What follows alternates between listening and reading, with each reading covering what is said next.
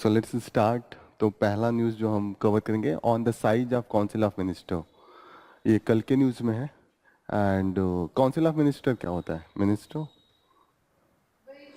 Government का main part होता है। जैसे गवर्नमेंट के तीन पार्ट होते हैं, जैसे जुडिशरी, लेजिस्लेचर एंड एग्जीक्यूटिव।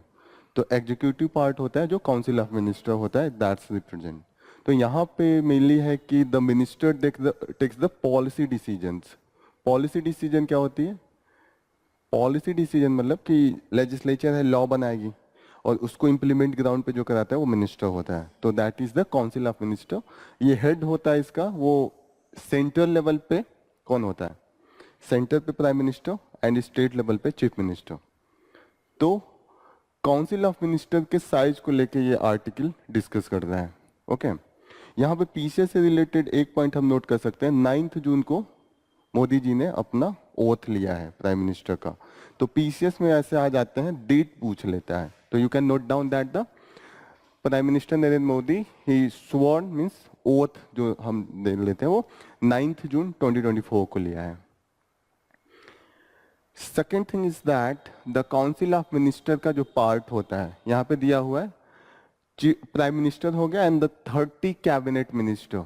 तो इसका मतलब cabinet minister are the part of the council of minister and 5 minister of the state with the independent charge. तो यहाँ पे स्टेट ये वाला स्टेट नहीं है जो यूपी बिहार है, वो स्टेट जो यूनियन को ही स्टेट बोले हैं, वहां पे एक कैबिनेट मिनिस्टर के अंडर में छोटे छोटे मिनिस्ट्री होती हैं, that is the state minister. Okay, ministers of the state. ऐसा कंफ्यूज नहीं होना है कि कभी कभी मिनिस्टर ऑफ स्टेट सोच के ये लगता है कि ये केरला का होगा या हिमाचल का होगा, but here it is the union का है, लेकिन वो कैबिनेट मिनिस्टर के नीचे रैंक होता है। दो तरीके के होते हैं मिनिस्टर ऑफ द स्टेट, एक होता है इंडिपेंडेंट चार्ज और एक होता है जो कैबिनेट मिनिस्टर के अंडर में काम करता है। जैसे अगर इसको मैं एक्सप्लेन करूं, हायरार्की होगी, पीएम सबसे ऊपर, पीएम का जो पावर होगा वो सबसे ऊपर होगा, प्राइम मिनिस्टर। इसके नीचे कैबिनेट मिनिस्टर,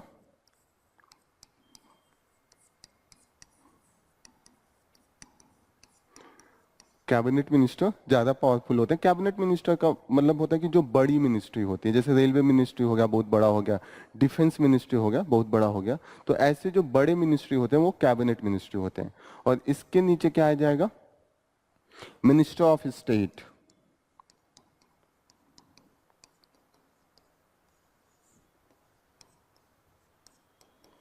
हो गया। और इसके नीचे और आ जाएगा, उसको क्या बोलेंगे? मिनिस्टर ऑफ स्टेट जो है ये इंडिपेंडेंट चार्ज होता है।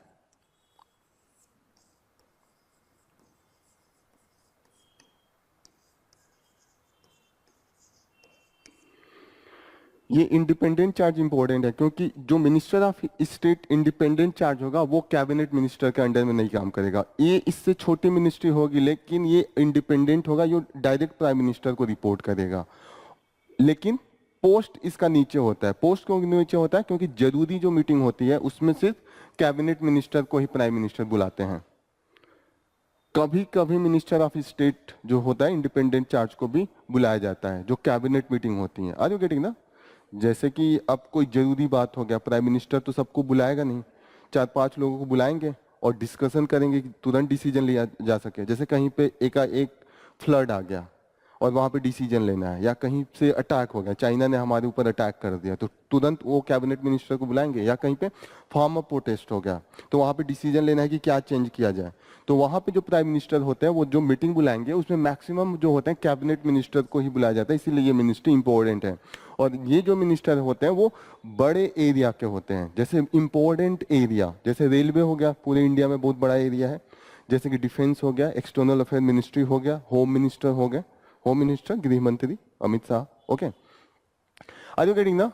इसके नीचे होगा मिनिस्टर ऑफ स्टेट और ये minister of state cabinet minister के अंडर में काम करेंगे।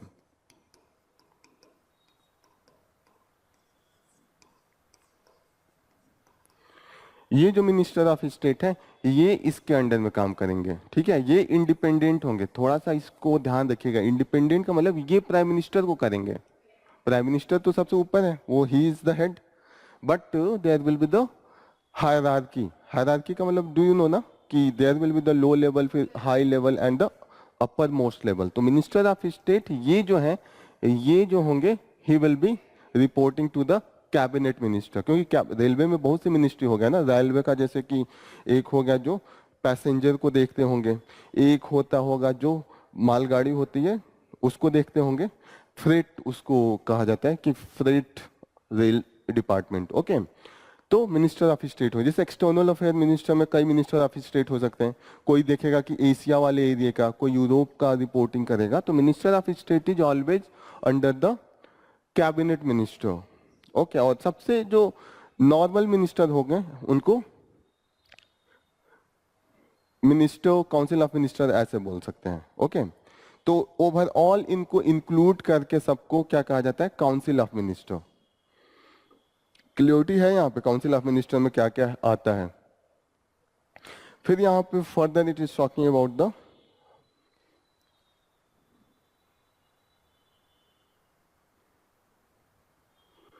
यहाँ पे it is talking about the India is a parliamentary democracy with the president as the nominal head. Visible है क्या? Now more comfortable. Parliamentary democracy का मतलब क्या होता है?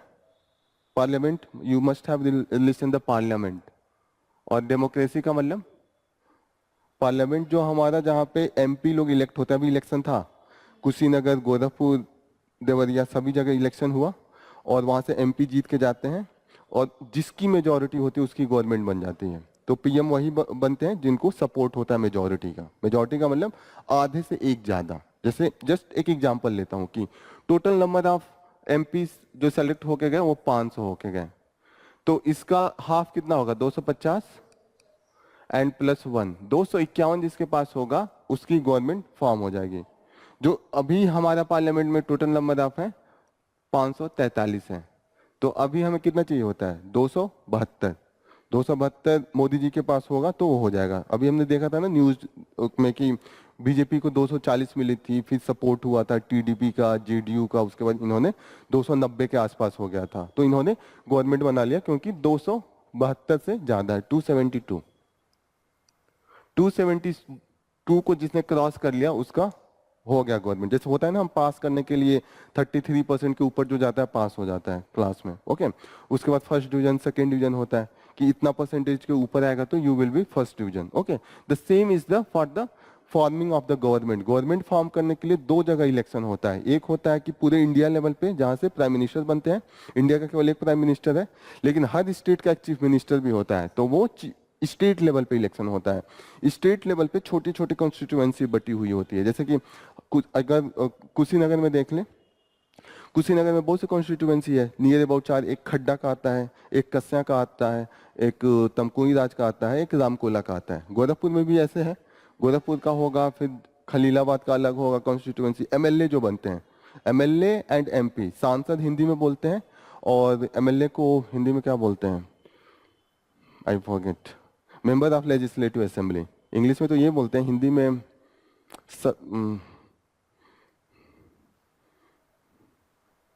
मेरे दिमाग से उतर गया। ओके, तो विधायक, या विधायक बोलते हैं कि विधायक जी आए हैं, यू मस्ट हैव लिसन ना, विधायक। तो विधायक हिंदी में और इसको एमएलए उसको इंग्लिश में, और सांसद उसको हिंदी में, and member of parliament MP बोलते हैं उसको इंग्लिश में। Is it clear? हमें मेनली इंग्लिश ही जानना है, थोड़ा सा हिंदी को कनेक्ट करने के लिए मैं बोल रहा हूँ। ओके, तो यहाँ पे you will see that the president is the nominal head. Nominal head का मतलब क्या होगा कि उसके पास टोटल पावर नहीं है। पावर प्राइम मिनिस्टर के पास होता है और हमने सिर्फ डिसीजन मेकिंग के लिए प्रेसिडेंट को रखा है।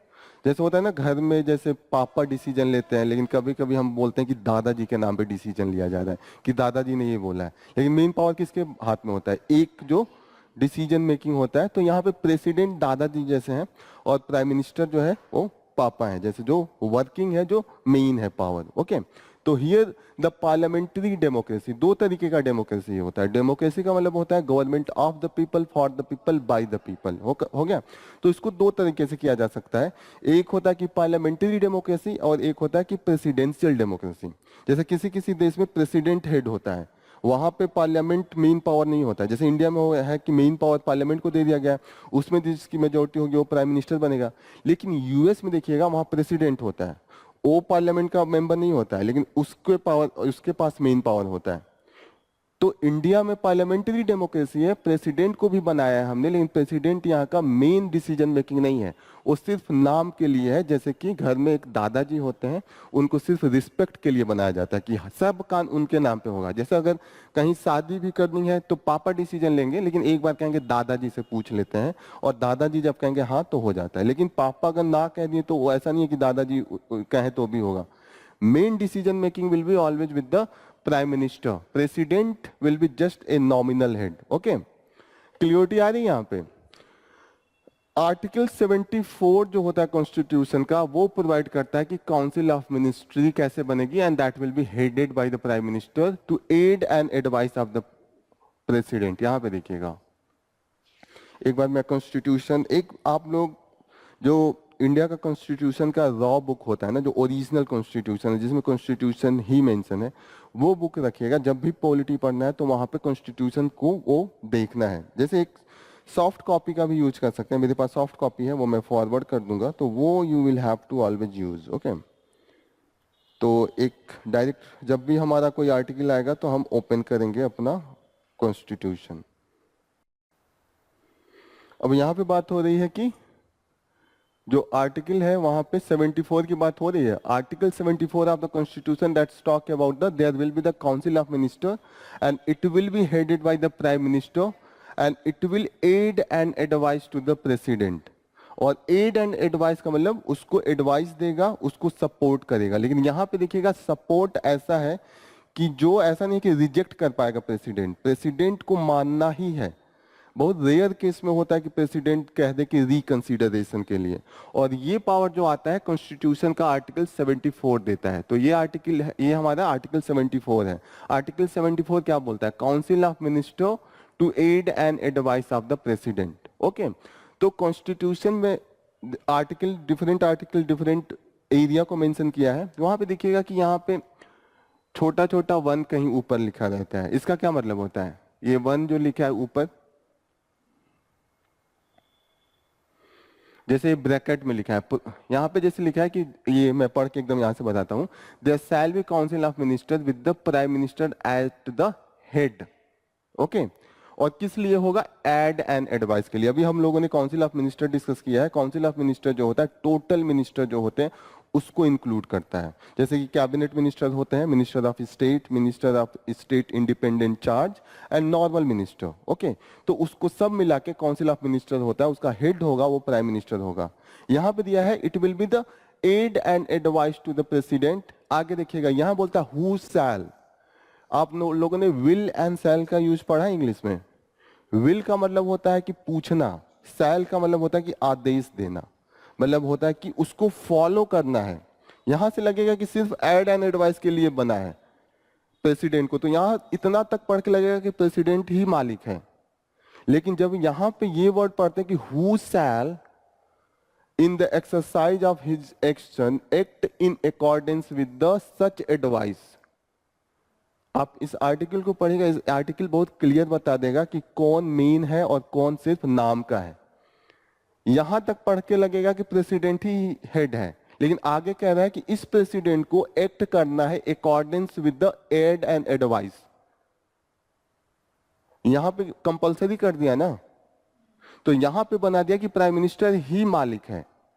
आर यू गेटिंग ना? यहाँ पे थोड़ा सा एक एक लाइन को देखिएगा, यूपीएससी में डायरेक्ट पूछता है ऐसे क्वेश्चन, अगर क्लियरिटी है तभी यू कैन आंसर। तो यहाँ पे यहाँ से क्लियर हो रहा है आर्टिकल 74 से। पीसीएस में ये पूछेगा कि काउंसिल ऑफ मिनिस्ट्री किस आर्टिकल से डिफाइन होता है, लेकिन यहाँ पे नॉमिनल हेड कहाँ से है, क्यों नहीं है? जब यहाँ पे आप एक एक वर्ड को क्लियरली से पढ़ते हैं तब आपको समझ में आता है कि what is meant by it. Okay, तो हमेशा डिबेट चलता है कि प्राइम मिनिस्टर हेड है कि नॉमिनल हेड है। तो वो आर्टिकल 75 क्लियरली बोलता है कि जो प्राइम मिनिस्टर होगा वही मेन हेड होगा, प्रेसिडेंट जो होगा that will be just a nominal head. Okay, यहां पे मैंने पूछा कि ये वन ऊपर लिखा है, तो क्यों लिखा है? What is the reason?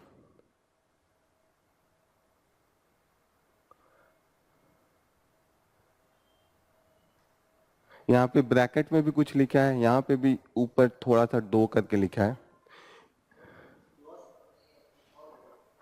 Actually जो कॉन्स्टिट्यूशन है उसको अमेंड कर सकते हैं, थोड़ी बहुत बदलाव हल्का फुल्का होता रहता है, और उसको 1 2 यहाँ पे ब्रैकेट में दिए रहते हैं, और नीचे यहाँ पे लिखा रहता है इस 1 2 का मतलब क्या होता है, कि वो जो है वो ऐड हुआ है 1976 में by the 42nd amendment act. Are you getting ना?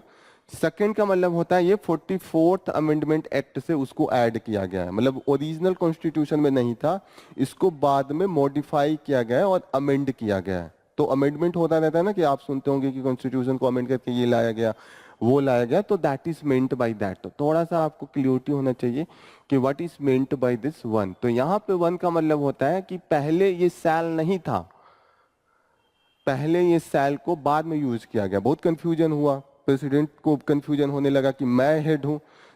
तो जवाहरलाल नेहरू और जो पहले प्रेसिडेंट कौन थे? डॉक्टर राजेंद्र प्रसाद और जवाहरलाल नेहरू के बीच में काफी कोलिजन हो रहा था। फिर आई लाल बहादुर शास्त्री, उसके बाद इंदिरा गांधी आई। तो इंदिरा गांधी ने कहा कि लोटी ही ला देते हैं, सैल कर दिया, वहां पे मई को हटा के सैल कर दिया। सैल का मतलब कि आपको जो एडवाइस दिया जा रहा है वो आपको मानना ही है। ओके, लेकिन एक चीज और हुआ, इन्होंने कहा कि provided that the president may require council of minister to such advice either generally or otherwise the president shall act in accordance with the tender after such reconsideration. Okay, तो यहां से थोड़ा सा क्लियरिटी होगा कि प्रेसिडेंट को तो मानना ही है, लेकिन प्रेसिडेंट के पास एक थोड़ा सा पावर है कि वो काउंसिल ऑफ मिनिस्टर को ये कह सकता है कि जो एडवाइस दिया है, जो डिसीजन आपने बोला है, एक बार आप और रिकंसीडर कर लीजिए, मतलब एक बार और सोच लीजिए, मुझे सही नहीं लग रहा है। लेकिन अगर prime minister and council of minister दोबारा देते हैं तो यहाँ पक्का उनको देना है, अपना एसेंट देना है, साइन करना ही पड़ेगा, वो चाहे या ना चाहे। क्लियरिटी आ रही है इस आर्टिकल के बारे में?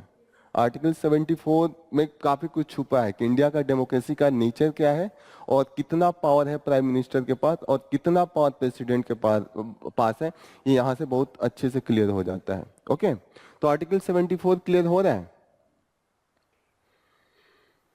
यहाँ पे बोल दिया कि दे नीड टू वर्क, और ऐसे जो एडवाइस होते हैं वो कोर्ट में क्वेश्चन नहीं हो सकता है कि क्या आपने एडवाइस क्यों दिया। यहाँ पे साफ साफ कोर्ट को अलग कर दिया। The question whether any and if so what advice has been tendered by, tender का बाय का मतलब दिया गया है, by the minister to the president shall not be inquired into the any court. हर कोर्ट को हटा दिया। क्यों हटा दिया? क्योंकि एक डिसीजन मेकिंग पावर है, अगर कोर्ट बार बार उनके उसको देखने लगे तो वो डिसीजन ही नहीं ले पाएंगे, सेपरेशन ऑफ पावर नहीं रह पाएगा ना। सेपरेशन ऑफ पावर का मतलब कि जो एग्जीक्यूटिव है, जो जुडिशरी है और जो लेजिस्लेचर है, थोड़ा सा उनमें सेपरेट किया गया है कि आपको इसी दायरे में रहना है, वरना ताकि अगर पावर डिवाइड किया जाए तो किसी के पास बहुत पावर नहीं होगा कि कैप्चर कर ले। जैसे बहुत सोच समझ के बनाया गया है कि कोई डिक्टेटरशिप ना आ जाए, ऐसा ना हो कि प्राइम मिनिस्टर कैप्चर कर ले, तो जुडिशरी के भी पास पावर होगा। लेजिस्लेचर इतना स्ट्रांग ना हो जाए कि जो लेजिस्लेचर का स्पीकर है वो इतना पावर हो जाए कि वो पावर कैप्चर कर ले, या chief justice of India capture कर दे। तो हमने पावर डिवाइड किया है कि आप यहाँ पे नहीं पूछ सकते और आप इस एरिया में नहीं पूछ सकते। ओके, तो यहाँ सेपरेशन ऑफ पावर का भी कॉन्सेप्ट आता है। जब सेपरेशन ऑफ पावर आप पढ़ेंगे, आप समझ रहे हैं ना सेपरेशन ऑफ पावर? हिंदी में क्या बोलते हैं सेपरेशन ऑफ पावर को? अच्छा, शक्तियों का पृथक्करण। ओके, तो हाँ, तो वहां पे इसीलिए किया गया ताकि कोई इंटरफेयर न करे। ठीक है, तो यहां से 3 चीजें आ रही हैं इस आर्टिकल से। क्या क्या क्लियरिटी आ रही है? यहां तक है ये आर्टिकल 74। पहला कि कौन नॉमिनल हेड है और कौन मेन हेड है। सेकंड, ये क्लियरिटी आ रही है कि रिकंसीडर के लिए प्रेसिडेंट बोल सकते हैं कि एक बार देख लीजिए, और इसका फायदा भी है क्योंकि अगर प्रेसिडेंट कोई रिकंसीडर के लिए अगर कहेगा तो न्यूज बनेगा। प्राइम मिनिस्टर अगर कोई ऐसा डिसीजन ले रहे हैं जो जनता के पक्ष में नहीं है तो लोग डिस्कस करेंगे, डर के उनको वापस लेना पड़ेगा। और अगर प्राइम मिनिस्टर को लगेगा कि मैं सही हूं, जनता के सामने जा सकता हूं, तो वो रिकंसीडर करके वो कहेंगे नहीं हमें ये इंप्लीमेंट कीजिए। तो बहुत सोच समझ के बनाया गया है कि रिकंसीडरेशन ऐसा नहीं है कि नॉमिनल हेड का मतलब उसके पास कोई पावर नहीं है, प्रेसिडेंट के पास तो पावर है।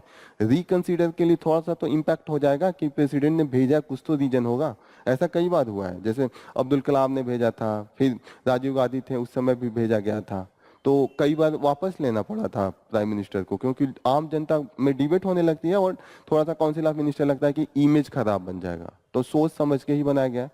सेपरेशन ऑफ पावर भी सोच समझ के बनाया गया है। तो एवरी जो कॉन्स्टिट्यूशन हमारा है वो बहुत बेहतरीन तरीके से लिखा गया, हर एक उसका क्लॉज है, हर एक आर्टिकल है, काफी ऐसा लिखा गया है कि कोई डोमिनेट नहीं कर पाएगा और डिसीजन मेकिंग भी स्मूथ रहेगा।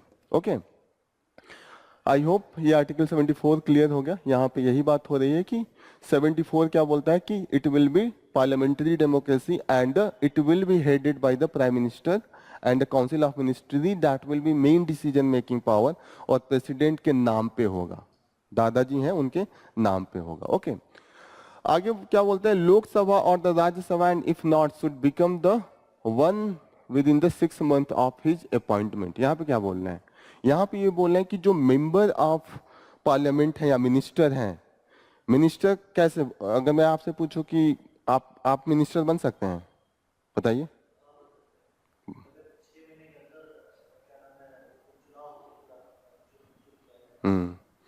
मिन मिनिस्टर का मतलब सिंपल, आपके पास एक तो क्वालिफिकेशन हो कि एमपी बनने का, कि 25 साल आपका एज हो और इंडियन सिटीजनशिप हो, कोई आपका क्रिमिनल रिकॉर्ड नहीं हो, 2 साल से ज़्यादा के लिए आपकी सजा ना हो, ये सब क्वालिफिकेशन है जो हम लोग पॉलिटी जब डिटेल में पढ़ेंगे तो पढ़ेंगे। लेकिन ये है कि कोई भी आम जनता अगर वो 25 साल की एज का है और इंडिया का सिटीजनशिप है और 2 साल से ज़्यादा का उसको सजा नहीं है, तो वो मिनिस्टर बनाया जा सकता है। यही है कि 6 महीना के अंदर उसको मेंबर ऑफ पार्लियामेंट बनना पड़ेगा। और मेंबर ऑफ पार्लियामेंट, पार्लियामेंट में 2 पार्ट होते हैं। पार्लियामेंट में क्या क्या आता है, पार्लियामेंट के 2 पार्ट होते हैं, क्या होते हैं?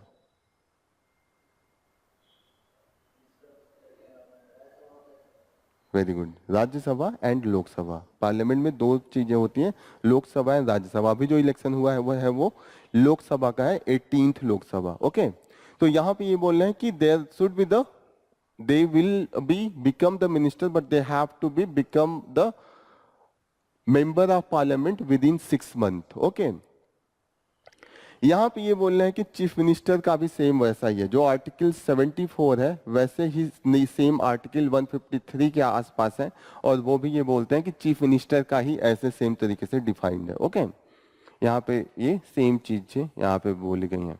यहाँ पे ये देखिएगा कि council of minister consist of, जो हमने अभी बोला कि minister of the state with independent charge and the deputy minister. Okay, constitution में ये सब चीजें नहीं मेंशन है कि डिप्टी मिनिस्टर का क्या है या minister of the state independent charge है, वहां पे सिर्फ एक चीज मेंशन है, काउंसिल ऑफ मिनिस्टर। लेकिन जो ये ट्रेडिशन है वो हम लोग ट्रेडिशन के में ले रहे हैं, ऐसा नहीं, कॉन्स्टिट्यूशन में डिप्टी प्राइम मिनिस्टर का नाम कहीं नहीं है, डिप्टी प्राइम मिनिस्टर नाम की कोई चीज ही नहीं है, लेकिन हमने सिर्फ काउंसिल ऑफ मिनिस्टर को अपने आप ऐसे डिफाइन कर लिया है। ओके, ये हमने कहां से लिया, ब्रिटिश में भी सेम प्रैक्टिस है, वहां पे भी ऐसे ही डिवाइड किया हुआ है डिप्टी प्राइम मिनिस्टर। जुडिशरी में ये केस गया था कि जब डिप्टी प्राइम मिनिस्टर मेंशन नहीं है या डिप्टी सीएम मेंशन नहीं है तो आप लोग बनाते क्यों हैं? कई बार बनते हैं, जैसे देवीलाल को बनाया गया था, जगजीवन राम थे तो उस समय बनाया गया था। जब बहुत ही पावरफुल कोई नेता होता है, 2 नेता उभर के आते हैं और दोनों प्राइम मिनिस्टर के पोस्ट के लिए एकदम दावेदार होते हैं, उस कंडीशन में एक को डिप्टी प्राइम मिनिस्टर बना दिया जाता है। लेकिन डिप्टी प्राइम मिनिस्टर कोई ऐसा नहीं है कि एक अलग पोस्ट जो कॉन्स्टिट्यूशन में मेंशन है, वो ट्रेडिशन है कि लड़ाई ना हो, एक प्राइम मिनिस्टर हो गया। जैसे कि लाल कृष्ण आडवाणी बहुत स्ट्रॉन्ग लीडर थे तो उनको डिप्टी प्राइम मिनिस्टर बना दिया गया था।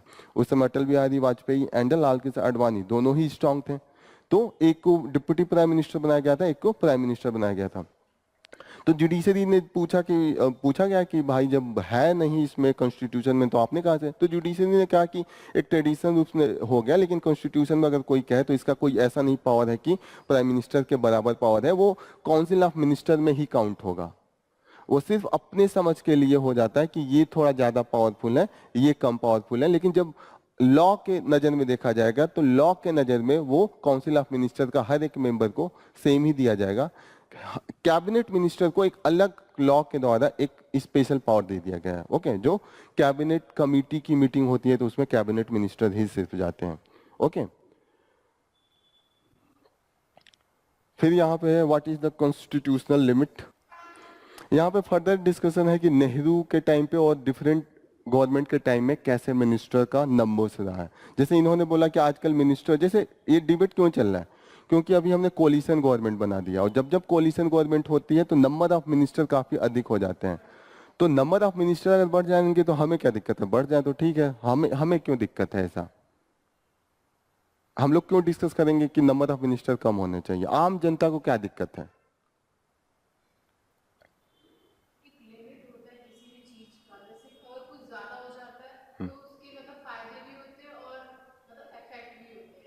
तो वही तो मैं पूछ रहा हूँ, क्या फायदे हैं और क्या उसके निगेटिव इम्पैक्ट हैं।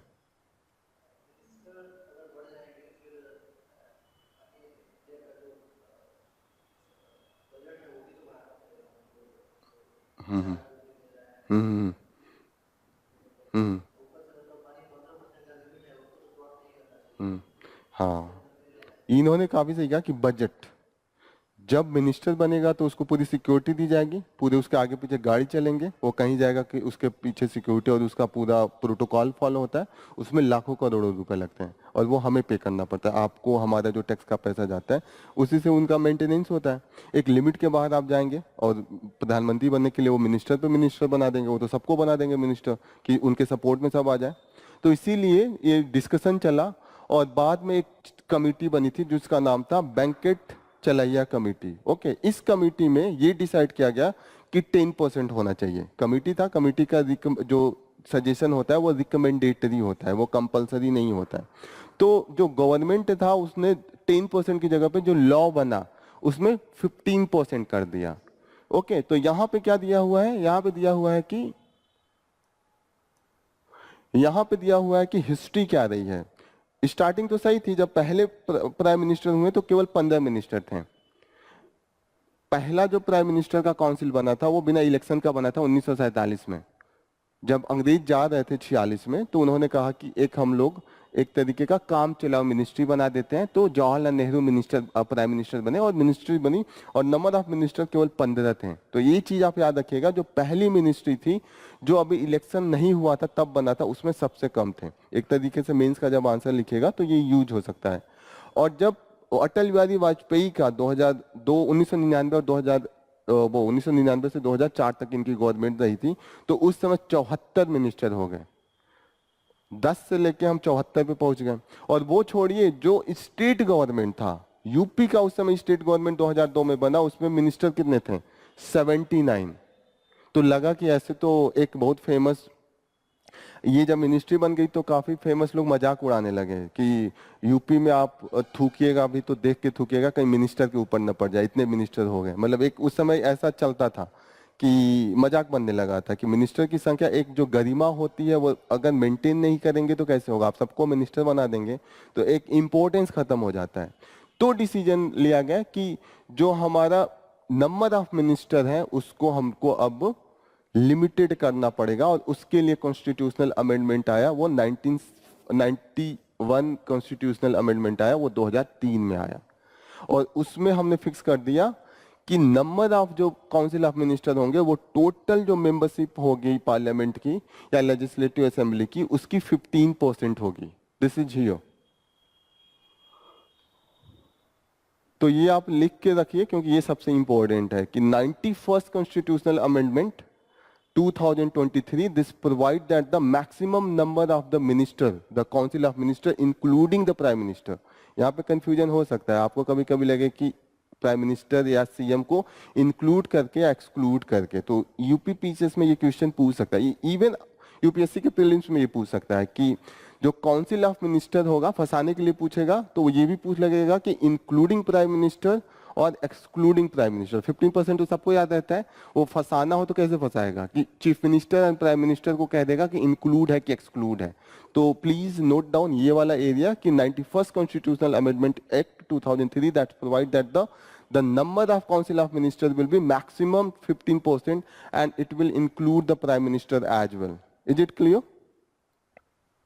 यहाँ पे देखिएगा कि जो यूनियन टेरिटरीज है उसके लिए अलग से लॉ है और वहां पे maximum and minimum minister he mention किया है। जैसे जम्मू एंड कश्मीर को अभी हमने यूनियन टेरिटरीज बनाया और द दिल्ली को नेशनल कैपिटल टेरिटरीज दिल्ली बोलते हैं। तो एनसीटी का मतलब क्या हो गया, national capital territory of Delhi, और इसमें जो मैक्सिमम होगा that will be the 10% of the total strength. Okay, अब जब ये चीजें हो गई तो दिक्कत ये आने लगा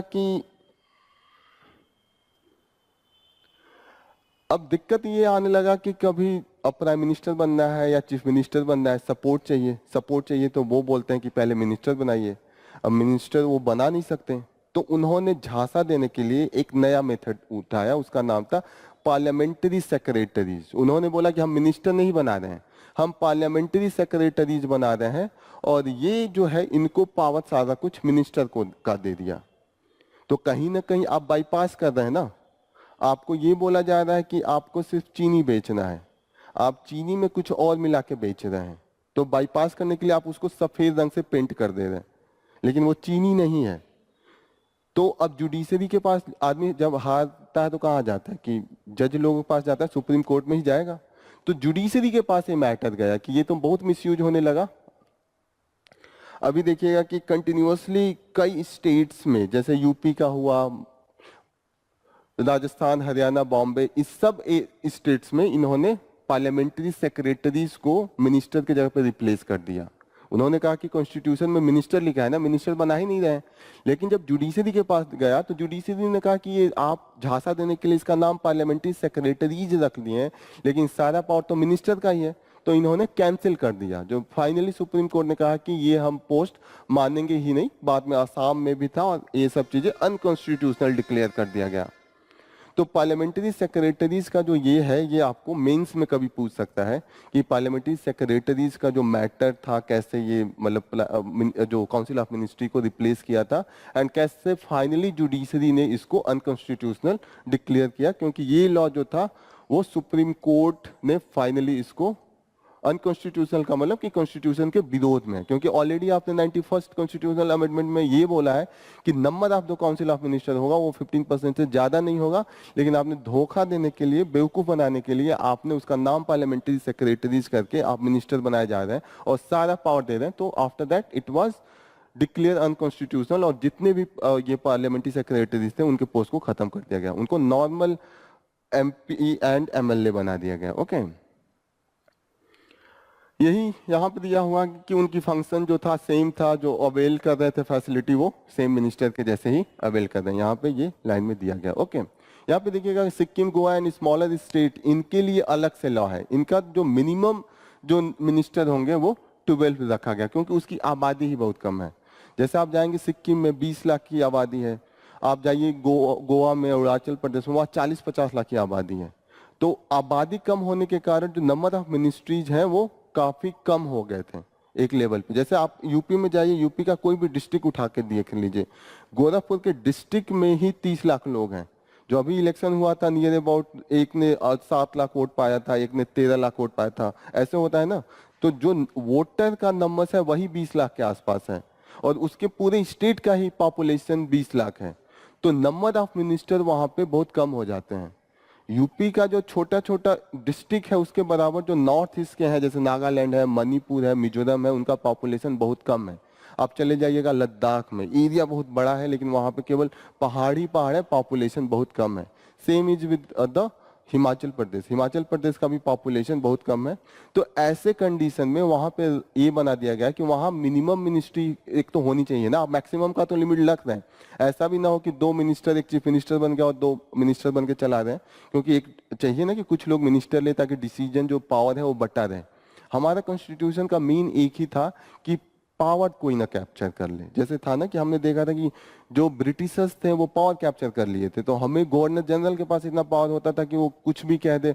वो अगर घास को कह दे कि नहीं ये घास नहीं ये आम का पेड़ है, तो वो मानना पड़ता था। कॉलोनियल पावर में एक तो एक्सप्लॉयटेशन बहुत हुआ था, तो हमने सोचा कि कोई ऐसा ना उभर के आ जाए जो पावर कैप्चर करके लोगों का एक्सप्लॉयटेशन करे। उसके लिए हमने मैक्सिमम कोशिश किया है अपने कॉन्स्टिट्यूशन में कि पावर बटा हुआ हो। तो यहाँ पे देखा गया कि minimum number of the minister को भी डिसाइड करना था। ओके, यहाँ पे नीचे दिया गया कि पॉपुलेशन जो है, इनका पॉपुलेशन 2 करोड़ और 1.5 करोड़ है जो यूनियन टेरिटरीज का है, लेकिन इनका पॉपुलेशन जो है वो 40 लाख 20 लाख के आसपास है। ओके, तो यहाँ पे मैक्सिमम कर दिया, यहाँ पे मिनिमम कर लिया, यही यहाँ पे दिया हुआ है। जो काउंसिल ऑफ मिनिस्ट्री दिल्ली में है वो 10% of the total number of the members है। तो 3 चीजों को हमने देखा, एक तो एक जगह 15% है सेंट्रल लेवल पे और नॉर्मल में स्टेट लेवल पे। 10% कहाँ पे है? यूनियन टेरिटरीज, खासकर दिल्ली में और जो अभी जम्मू एंड कश्मीर को बनाया गया। और मिनिमम नंबर भी कहाँ पे है वो हमने देखा कि छोटे छोटे जो स्टेट्स हैं जैसे कि सिक्किम, गोवा, इन सब स्टेट्स में। तो is it clear? Article 74 clear हो गया। 75 जो आर्टिकल है यही कह रहा है कि जो आर्टिकल 91st कॉन्स्टिट्यूशनल अमेंडमेंट आया उसको हम किससे में ऐड किए? आर्टिकल 74 में।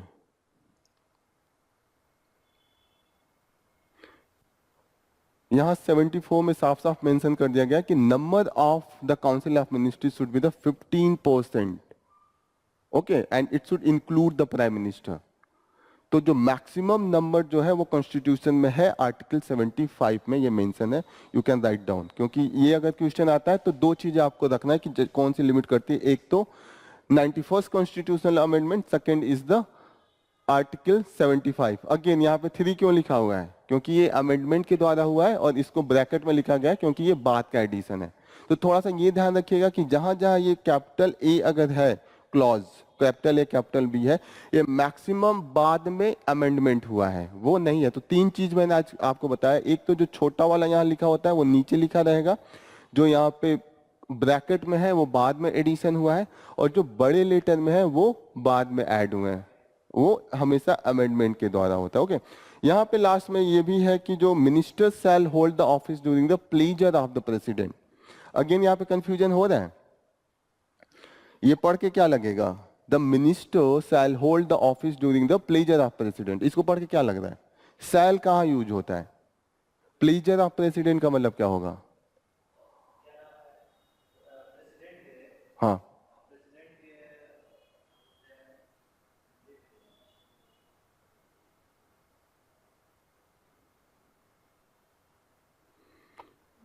प्लेजर का मतलब कि उसकी खुशी में वो अगर चाहता है तो बना रहेगा। तो ऐसे तो यहाँ पे फिर बना दिया कि प्रेसिडेंट हेड हो गए। इस लाइन से तो यही लग रहा है ना। ओके, नेक्स्ट लाइन पढ़िए। हाँ, प्लेजर, लेकिन यहाँ पे नेक्स्ट लाइन फिर पढ़ेगा तो यहाँ पे दिमाग में ये जाएगा ना कि प्रेसिडेंट ही मालिक है, प्रेसिडेंट तो हटा देगा मिनिस्टर को। लेकिन जब नेक्स्ट आप पढ़ेंगे तो यहाँ पे लिखा है council of minister shall be collectively responsible to the house of people. यहाँ पे क्लियर कर दिया कि जो हाउस ऑफ पीपल में अगर मेजोरिटी है तो प्रेसिडेंट आपको नहीं हटा सकता है। जो नॉर्मल कंडीशन में हटाएगा वो प्रेसिडेंट ही साइन करेगा, किसी को रिमूव करना है। लेकिन अगर काउंसिल ऑफ मिनिस्टर में है तो नहीं हटा सकता, कोर्ट में जा सकता है आदमी कि हमारे पास मेजोरिटी है, हम काउंसिल ऑफ मिनिस्टर बनाएंगे, आप नहीं हटा सकते। एक चीज और मैं क्लियर कर दूं कि मेजोरिटी हो तो प्राइम मिनिस्टर को तो प्रेसिडेंट करा देता है, लेकिन जो बाकी के मिनिस्टर होते हैं उनको प्राइम मिनिस्टर के रिकमेंडेशन पे बनाया जाता है। प्राइम मिनिस्टर बोलेगा कि इनको आप होम मिनिस्टर दे दीजिए, उनको आप हेल्थ मिनिस्ट्री दे दीजिए, आपको साइंस एंड टेक्नोलॉजी वाली और साइंस वाली मिनिस्ट्री दे दीजिए, तो सबको वो प्रेसिडेंट उसे ही ओथ दिला देंगे। क्लियरिटी आ रही है? प्राइम मिनिस्टर को कैसे ओथ दिलाएंगे? जब मेजॉरिटी लगेगा, प्रेसिडेंट को लगेगा कि इस इंसान के पास मेजॉरिटी है, ये 272 आदमी को लाके मेरे सामने खड़ा कर सकता है। और अगर प्रेसिडेंट को लगे कि ये इंसान झूठ में कह रहा है कि मेरे सामने कर सकता है 272, तो प्रेसिडेंट क्या बोलेगा? बोलेगा कि लाके प्रूफ कीजिए। वोटिंग होती है पार्लियामेंट में, हाँ, उसको क्या कहते हैं? ओके, तो यहाँ पे क्लियर हो रहा है, article 74 and article 75 clearly define करता है कि इंडिया का जो है वो पार्लियामेंट्री डेमोक्रेसी है, जो मेन पावर है, हेड ऑफ द गवर्नमेंट है वो प्राइम मिनिस्टर है, और हेड ऑफ स्टेट जो है वो प्रेसिडेंट है। तो मैं क्यों कह रहा हूं कि head of government and head of state? Head of state का मतलब कि नाम पे उसके होगा, कहीं बाहर जाने पे प्रेसिडेंट को ही लोग जानेंगे कि यही है, मतलब नाम पे सब प्रेसिडेंट को होगा, लेकिन पावर जो होगा वो प्राइम मिनिस्टर के पास होगा। तो आप लोग क्लियरली उसको लिख लीजिए कि head of government will be the prime minister and head of the state will be the president. जो इंडिया का रिप्रेजेंटेशन है वो हमेशा प्रेसिडेंट के नाम पे होगा, लेकिन जो पावर होगा वो प्राइम मिनिस्टर के नाम पे होगा। आर्टिकल 74 में एक चीज और बोल रहा है कि जो ओथ एंड अदर ये है कि ऑफिस का जो ओथ लेगा वो थर्ड स्केड्यूल के अंडर में बताया गया है। Administer to him the oath of office, जो कसम दिलाते हैं ना वो लोग, आपने देखा होगा कि प्राइम मिनिस्टर ने 9 जून को ओथ लिया था, तो वो जो है वो किस तरीके का ओथ होगा वो इंडियन कॉन्स्टिट्यूशन में मेंशन है, वो थर्ड स्केड्यूल में है। सेकंड स्केड्यूल में क्या है? शेड्यूल और स्केड्यूल कुछ भी आप बोल सकते हैं। सेकंड शेड्यूल में क्या है? पीसीएस में ऐसे क्वेश्चन पूछता है, फर्स्ट शेड्यूल में क्या है, सेकंड शेड्यूल में क्या है, थर्ड में क्या है, फोर्थ में क्या है, सेकंड में क्या है? हाँ, सैलरी। गुड। सैलरीज जो मेंशन है कि कितने जो बड़े बड़े हमारे पोस्ट हैं प्रेसिडेंट का, जज का, वो सेकंड शेड्यूल में है। फर्स्ट में क्या है? कि क्या क्या टेरिटरी है, स्टेट्स है, यूनियन टेरिटरीज है, वो है। फोर्थ में क्या है?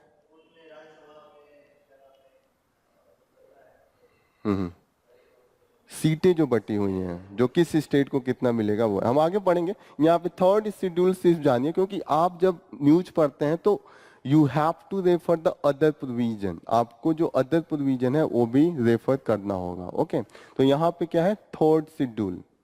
क्लियर हुआ? 74 75 अब लाइफ टाइम के लिए रहेगा याद कि किस लिए है। तो दिस इज द, जब हम न्यूज़पेपर पढ़ते हैं साथ साथ हम काफी कुछ देखते हैं कि हम कवर करते हैं, तो this is totally covered from the this news article. यहाँ पे क्लियरिटी ये आया कि size of council of minister का क्या होगा और किसके पास कितना पावर है, किस स्टेट पे कितना रहेगा, ये सब यहाँ से क्लियर हो गया। कल ही का एक और न्यूज आर्टिकल है, what is the SWM cess and why is it levied on the waste generator. सबसे पहले तो ये हो गया SWM क्या है? Solid waste management. Solid waste क्या होता है?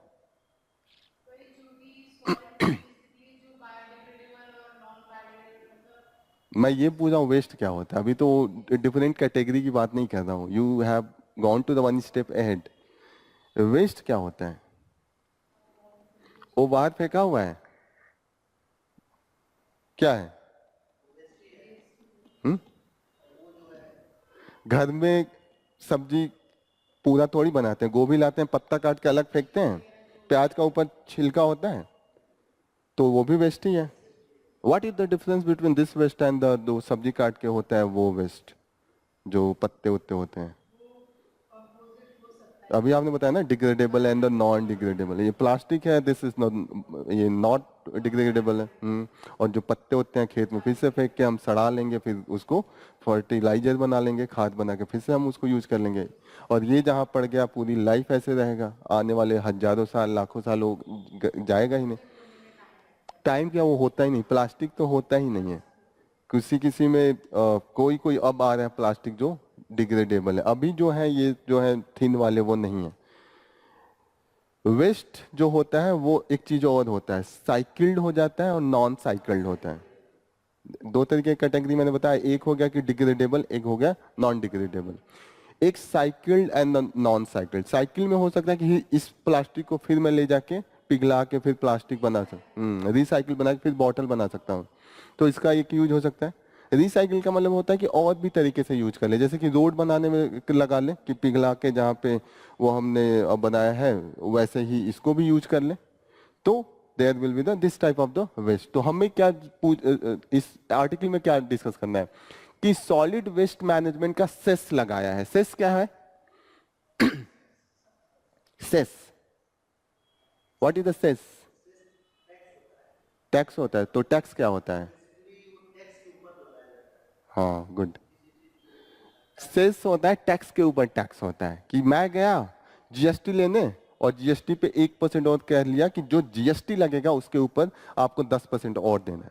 जैसे मैं गया ये पेन खरीदने, ये 100 रुपए का पेन है और इस पे 10 रुपए का टैक्स है, तो 10% टैक्स है, नॉर्मल की जीएसटी है, तो 10% टैक्स कितना हुआ?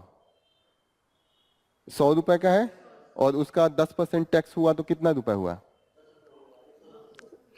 तो 110, 10 रुपए टैक्स होगा। अब मैं कहूंगा सेस लगेगा 10% का, तो कितना हो गया सेस? गलत हो गया आप। सेस मैं कह रहा हूं कि 10 के ऊपर वो टैक्स लगेगा तो 111 होगा। आर यू गेटिंग ना? एक सेस होता है और एक और क्या होता है?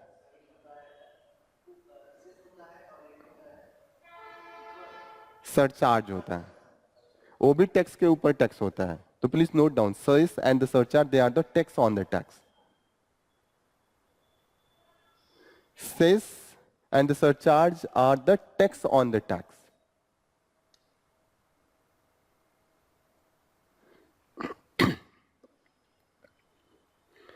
अब मैं पूछूं कि डिफरेंस क्या होगा सेस एंड सरचार्ज में, तो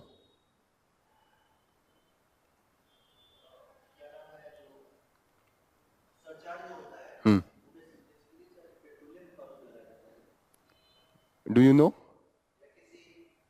हाँ, आप काफी पास हैं लेकिन आप उल्टा कर दिए। आप भी गलत हो गए, आपका तो एकदम गलत है।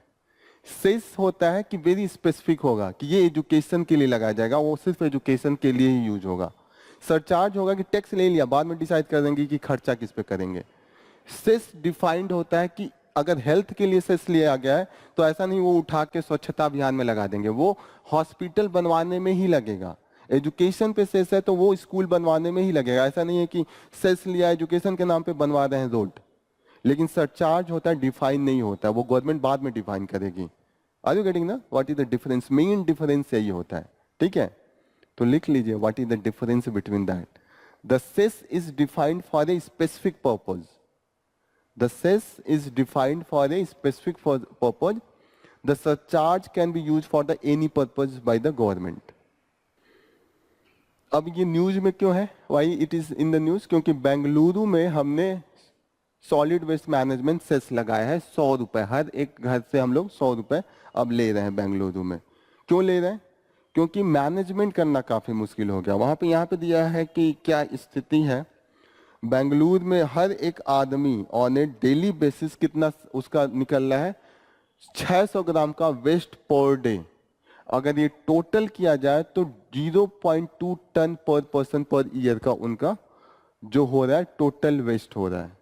एक आदमी कर रहा है, टन का मतलब पता है? ट्रक भर जाएगा। टन, एक टन में कितना किलोग्राम होता है? 1000।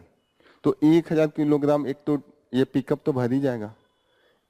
एक आदमी उतना कर रहा है, ये है। तो अब उसका मैनेजमेंट कैसे होगा? क्योंकि जब आप सॉलिड वेस्ट होता है तो उसको कई लेवल पे मैनेज किया जाता है। पहला लेवल क्या होता है? पहले लेवल पे मैनेजमेंट कैसे होगा कि पहले तो कलेक्ट करें। पहले तो मेरे घर में हो रहा है, पहले मैं स्टार्ट करूं कि जो ये प्लास्टिक है उसको अलग रखूं, जो सब्जी वाला हो अलग रखूं, क्योंकि जो आएगा उसको अलग अलग दूं तो वो ले जाके आसानी से एक को कंपोस्ट करेगा और एक को मैनेज करेगा जैसे भी यूज करना है। ओके, तो पहला हो गया कलेक्शन। कलेक्शन में सिर्फ कलेक्शन को ऐसा नहीं होता कि आसानी से हो जाता है। कलेक्शन के लिए हमें एक मशीन होती है जो उसको कंप्रेस करती है और उसको कॉम्पैक्टर कहते हैं। यहाँ पे है कॉम्पैक्टर। कॉम्पैक्टर का यूज होता है, जैसे अब आप सॉलिड दे रहे हैं तो अब एक आदमी जब उतना कर रहा है तो नंबर ऑफ द व्हीकल्स काफी ज्यादा हो गएंगे अगर हमने सप्रेस नहीं किया तो हमें। ये बेंगलुरु में डेली 5000 टन सॉलिड वेस्ट होता है and near about the 600 compactors and 2000 जो सफाई कर्मी हैं वो लगे हुए हैं। ये कॉन्टेक्स्ट है। अब इसी के लिए हमें पैसा जो है रिवेन्यू उतना निकलता नहीं है तो हमने सेस लगा दिया है। जो सेस मैनेजमेंट है वो गवर्नमेंट अपने आप नहीं लगा सकती अगर रूल रेगुलेशन नहीं है। ये नहीं कि सो के उठा और प्राइम मिनिस्टर ने कहा कि कल से टैक्स लगेगा, लग जाएगा। लॉ बनाना पड़ता है। और ये जो सेस है वो सेस कैसे लग रहा है, सॉलिड वेस्ट मैनेजमेंट रूल 2006 में बना था, वो पावर देता है कि टैक्स सेस लगाया जा सकता है। तो इसके अंडर में ये स्टार्ट किया गया है। ओके, तो यहां पे आप लिख लीजिए सॉलिड वेस्ट मैनेजमेंट रूल 2016। अगर कभी क्वेश्चन आता है कि वेस्ट मैनेजमेंट के लिए हमारे पास लॉ रूल कौन सा है, वो सॉलिड वेस्ट मैनेजमेंट रूल 2016 है, यू कैन मेंशन। अब यहाँ पे 4 लेवल पे हो रहा है, कलेक्शन, ट्रांसपोर्टेशन। उसके बाद क्या होगा, ट्रांसपोर्ट करके हम ले गए जिस साइट पे, वहां पे क्या करते हैं, प्रोसेसिंग एंड डिस्पोजल। प्रोसेसिंग का मतलब क्या होगा, प्रोसेसिंग का मतलब अब प्लास्टिक ही गया तो कई तरीके का प्लास्टिक होगा ना, कुछ साइकिलेबल होगा, कुछ नहीं होगा, कुछ बहुत ही पॉइजनस होगा, तो उसको प्रोसेस करके अलग अलग करेंगे, वहां पे जाके प्रोसेसिंग होगी, फिर उसको रिसाइकिल करेंगे, ये सब प्रोसेसिंग में आएगा। और जो लास्ट स्टेज आएगा डिस्पोजल। डिस्पोजल का मतलब कि जहां पे लगे कि डिग्रेड हो जाएगा, इसको हो सकता है हम नदी में छोड़ दें या कहीं गड्ढा हो। आप देखिएगा कि जो बड़े बड़े शहर हैं वहां पे पूरा टीला बना के रखा है वेस्ट का, तो that is the condition. Okay, यहाँ पे ये दिया है कि most of these waste are the biodegradable 55% 60%, and 40 to 45% जो है वो नॉन बायोडिग्रेडेबल है। ओके, जो पोर्शन है जो साइकिल रिसाइकिलेबल है वो काफी कम है, ओनली अबाउट 1 to 2%। ये इशू है। साइक्लेबल अगर ज्यादा होते हैं तो थोड़ा कम इशू होगा, बायोडिग्रेडेबल है ज्यादा, लेकिन साइक्लेबल जो रिसाइकिल करने की है वो केवल 1 to 2% है। तो यहां से ये नोट डाउन कीजिएगा कि जब भी सॉलिड मैनेजमेंट पे होगा ये डेटा आपको बहुत काम आएगा। Okay, 55% of the wet waste can be converted into the organic compost. ये तो अच्छी बात है कि कंपोस्ट में हम कर देंगे, लेकिन दिक्कत यहां पे आ रहा है कि जो इल्ड है वो 10 to 12% है। इल्ड का मतलब क्या हुआ, इल्ड का मतलब हुआ कि मैं लगाऊं 20 kg और पाऊं सिर्फ 2 kg, प्रॉफिट नहीं है। दिक्कत यह है कि रिवेन्यू नहीं हो रहा, लग रहा है 100 रुपए, निकल रहा है 20 रुपए, तो ये सारा प्रोसेसिंग एक तरीके से प्रॉफिटेबल नहीं है, और उसका एक रीजन है कि हम सेस लगा रहे हैं। तो यहाँ पे सब कुछ डिस्कशन हो रहा है कि क्यों सेस लगा रहे हैं, कैसे लगा रहे हैं, और क्यों लगाना जरूरी है। जैसे इन्होंने एक जगह और मेंशन किया, जो राइटर है वो बोल रहे हैं कि एक एग्जांपल दिया कि बेंगलोर में जो सेस पे खर्चा हो रहा है वो नियर अबाउट 1630 करोड़ रुपए हुआ है, लेकिन जो पैसे निकल रहे हैं वो 20 लाख पर ईयर से भी कम निकल रहे हैं।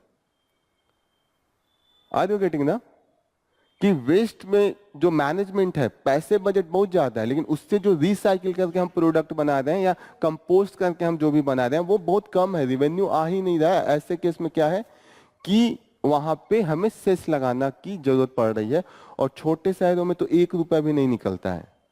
जो स्मॉल सिटीज का इन्होंने कहा है कि नेग्लिजिबल रिवेन्यू है। रिवेन्यू का मतलब होता है कि कितना उससे उनको बेनिफिट हो रहा है। जो लीगल टर्म होता है, जो टैक्सेशन का टर्म होता है, फिनेंस का टर्म होता है, उसमें बेनिफिट को एक तरीके से रेवेन्यू भी लिखते हैं। ये घबराने की जरूरत नहीं है कि ये नेग्लिजिबल रेवेन्यू। ओके, अब यहाँ पे बोल रहे हैं सोल्यूशन क्या है, क्या सोल्यूशन है, ये बोल रहे हैं कि एक तो आम जनता जो है वो अवेयर हो, पहले ही वो सेग्रीगेट कर दे, और मैक्सिमम जो रिसाइकलिंग का प्रोसेस है वो आम जनता के ही लेवल पे कर लिया जाए। आज गेटिंग ना, कि हम ही क्यों ना अपने घर के पीछे थोड़ा सा खाद बना लें, हम ही क्यों ना बायोगैस बना लें खुद के लेवल पे। तो गवर्नमेंट को जो है कर्मचारी कम लगाने पड़ेंगे, कम उनको व्हीकल भेजने पड़ेंगे, कम उनके लिए चीजें जो होंगी मशीनरी लगानी पड़ेंगी। तो इसलिए हमें पहली बात है कि डिसेंट्रलाइज कर दिया जाए। डिसेंट्रलाइज का मतलब होता है कि आम जनता के लेवल पे उसको कराया जाए, हर आम, क्योंकि जहां पे 5000 टन हो रहा है, अगर सब लोग करें तो मुश्किल से 500 टन होगा, तो खर्चे कम हो जाएंगे, और आम जनता के लेवल पे थोड़ा सा बेनिफिट ज्यादा हो सकता है, क्योंकि उनको अपना जो ट्रेडिशनल वे है उससे अब खुद के खेती में कर लेंगे। फिर क्या है कि अवेयरनेस बढ़ाना है, and bulk of the waste generator से हमें कहना है कि वो अपने ही लेवल पे प्रोसेस कर ले। बल्क जनरेटर्स कौन होते हैं, जैसे कोई कंपनी हो गई, उससे कहें कि आप बाहर फेंकिए ही नहीं, आप अपना खुद का मशीन लगा लीजिए, तो गवर्नमेंट के ऊपर प्रेशर कम हो जाएगा। तो अगर क्वेश्चन आता है कि जो वेस्ट मैनेजमेंट में क्वेश्चन आ सकता है, क्योंकि जीएस पेपर 2 में वेस्ट मैनेजमेंट जो होता है कि different type of the governance system, उसमें वेस्ट मैनेजमेंट में भी एक गवर्नेंस का क्वेश्चन बन सकता है। एक क्वेश्चन उस पर आप लोग लिख लीजिए, घर पे जाकर प्रैक्टिस कीजिएगा एंड कोशिश कीजिएगा कि लिखे। मैं आंसर यहाँ लिखा हुआ हूँ, लेकिन you just have to write the question. Visible है? इतना हम लोग डिस्कस किए, आपके दिमाग में जो भी आए एक तरीके से थोड़ा सा कोशिश कीजिएगा। बोल दूं एक बार, is it visible? Discuss the rationale behind imposition of the solid waste management cess by the urban local bodies in India.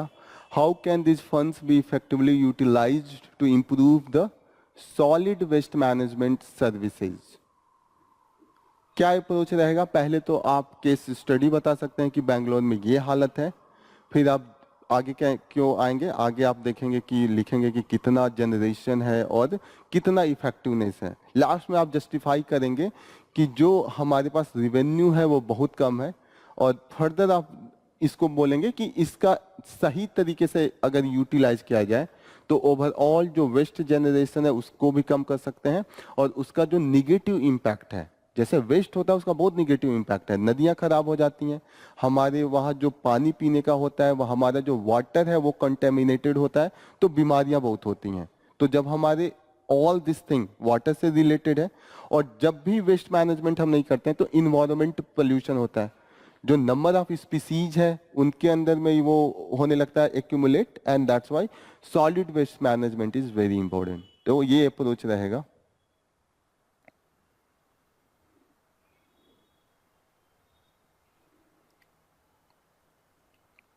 पहले आपको जाके ये पूरा आर्टिकल दोबारा पढ़ना है 2 बार, एंड आफ्टर दैट 10 मिनट के लिए बैठ के जो दिमाग में आए, introduction, body part and conclusion, you have to write. Okay, इससे ये होगा कि जो मेंस का आंसर राइटिंग होगा वो प्रैक्टिस होने लगेगा। ये 2 आर्टिकल सबसे इंपॉर्टेंट है, इतना काफी है। आप इसको देखिए। आज का जो न्यूज है उसमें जो सबसे इंपॉर्टेंट न्यूज आर्टिकल स्टार्टिंग में है कि एक तो रेल एक्सीडेंट हुआ है, तो यू शुड नो कहाँ पे रेल एक्सीडेंट हुआ है, वेयर इट इज। आज का न्यूज पढ़ा है आप लोगों ने? जलपाईगुड़ी, ये कहाँ पे है? वेस्ट बंगाल में, दार्जिलिंग के जस्ट बगल वाली डिस्ट्रिक्ट है, और वहां पे वो हुआ है। Near about 9 people they are the killed, they are the dead. तो ये इतना इंपॉर्टेंट नहीं है, इस पे आर्टिकल आएगा तब पढ़ेंगे, सिर्फ एक नॉर्मल इंफॉर्मेशन। इतना हमें जानना चाहिए कि जो इसका लोकेशन कहाँ है, ज्योग्राफी में दार्जिलिंग का है, दार्जिलिंग का टी बहुत फेमस है, और दार्जिलिंग एंड जलपाईगुड़ी में कुछ जो फॉरेस्ट एरिया है वो काफी फेमस है। वहाँ पे एलिफेंट, वहाँ का बोर होता है, जो हमारे वहाँ भैंस होते हैं ना, उसी टाइप का वहाँ का बोर होता है, बिशन बोर, ये सब काफी फेमस है। तो जब हम लोग इन्वायरमेंट पढ़ेंगे तो हम उसमें इसको डिटेल में करेंगे, लेकिन अभी भी इसको जानना जरूरी है कि कहाँ पे दार्जिलिंग है। दार्जिलिंग में मौसीराम है, वहाँ पे सबसे ज्यादा बारिश होता है, विश्व का मुझे लगता है सबसे ज्यादा बारिश मौसीराम में ही होता है, इंडिया का सबसे ज्यादा। वही चेरापूंजी ही में, दार्जिलिंग में ही तो है चेरापूंजी। अच्छा, मेघालय, ओ सॉरी सॉरी, हाँ Darjeeling, right right right, Mawsynram Meghalaya में है, एंड दार्जिलिंग में भी सेम नंबर ऑफ द, एक हाई अमाउंट ऑफ द वहां पे होता है। यहाँ पे भी 3000 3000 मिलीमीटर जो रेनफॉल होता है उसको मिलीमीटर में हम मेजर करते हैं, मिलीमीटर एंड सेंटीमीटर। ओके, तो एक न्यूज ये हो गया। जो दूसरी न्यूज है मौसीराम में, यहाँ पे उससे कम है। अच्छा, मैं कंफ्यूज हो रहा था, मैं उसको उठा के इधर कर रहा था। जो दार्जिलिंग है वहाँ ज्यादा है, लेकिन वहाँ नियर अबाउट 4000 3000 है। मौसीराम में तो बहुत ज्यादा होता है, क्योंकि वो तीनों तरफ से पहाड़ों से घिरा है, तो बादल घुसता है एक तरफ से और वहीं उठ के वहीं बारिश हो जाता है। तो दार्जिलिंग में तो थोड़ा ओपन है, तो वहाँ चला जाता है। मौसीराम मेघालय, उसका नाम ही है मेघालय, क्योंकि चारों तरफ से वो पहाड़ों से घिरा है, और जो आता है बादल उसमें टकराता है और वहीं ऊपर उठता है और वहीं पे बारिश होता है। That's why it is the most, जो लार्जेस्ट रेनफॉल होता है वो यहाँ पे होता है।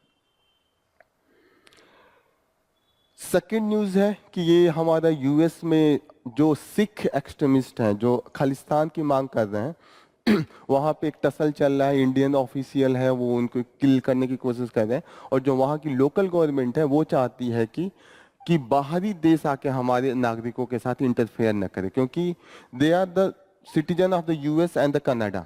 अब इंडिया का ही कोई सिटीजन है, भले आपके लिए वो किसी और देश के लिए आतंकवादी है, लेकिन हम डिसाइड करेंगे ना उसको क्या सजा मिलनी चाहिए। जैसे कि कभी कभी होता है, ये बहुत कंट्रोवर्शियल है चीज है, लेकिन मैं आपको बता रहा हूँ कि कभी कभी किसी देश का जो आतंकवादी होता है किसी देश का हीरो भी होता है। जैसे एक एग्जांपल देता हूँ भगत सिंह का। भगत सिंह को ब्रिटिशर्स आतंकवादी मानते थे, लेकिन हम क्या मानते थे? हीरो। आर यू गेटिंग ना? कई ऐसे हैं कि जैसे चे गुवेरा का नाम सुना होगा। चे गुवेरा का नाम सुना है? चे गुवेरा कम्युनिस्ट लीडर चे गुवेरा। हाँ, तो वो जो क्यूबा का लिबरेशन हुआ था तो वहां पे चे गुवेरा का बहुत रोल था, तो यूएस उनको आतंकवादी मानता था, लेकिन जो क्यूबा है वहां के हीरो हैं, वो वहां के सुपरस्टार।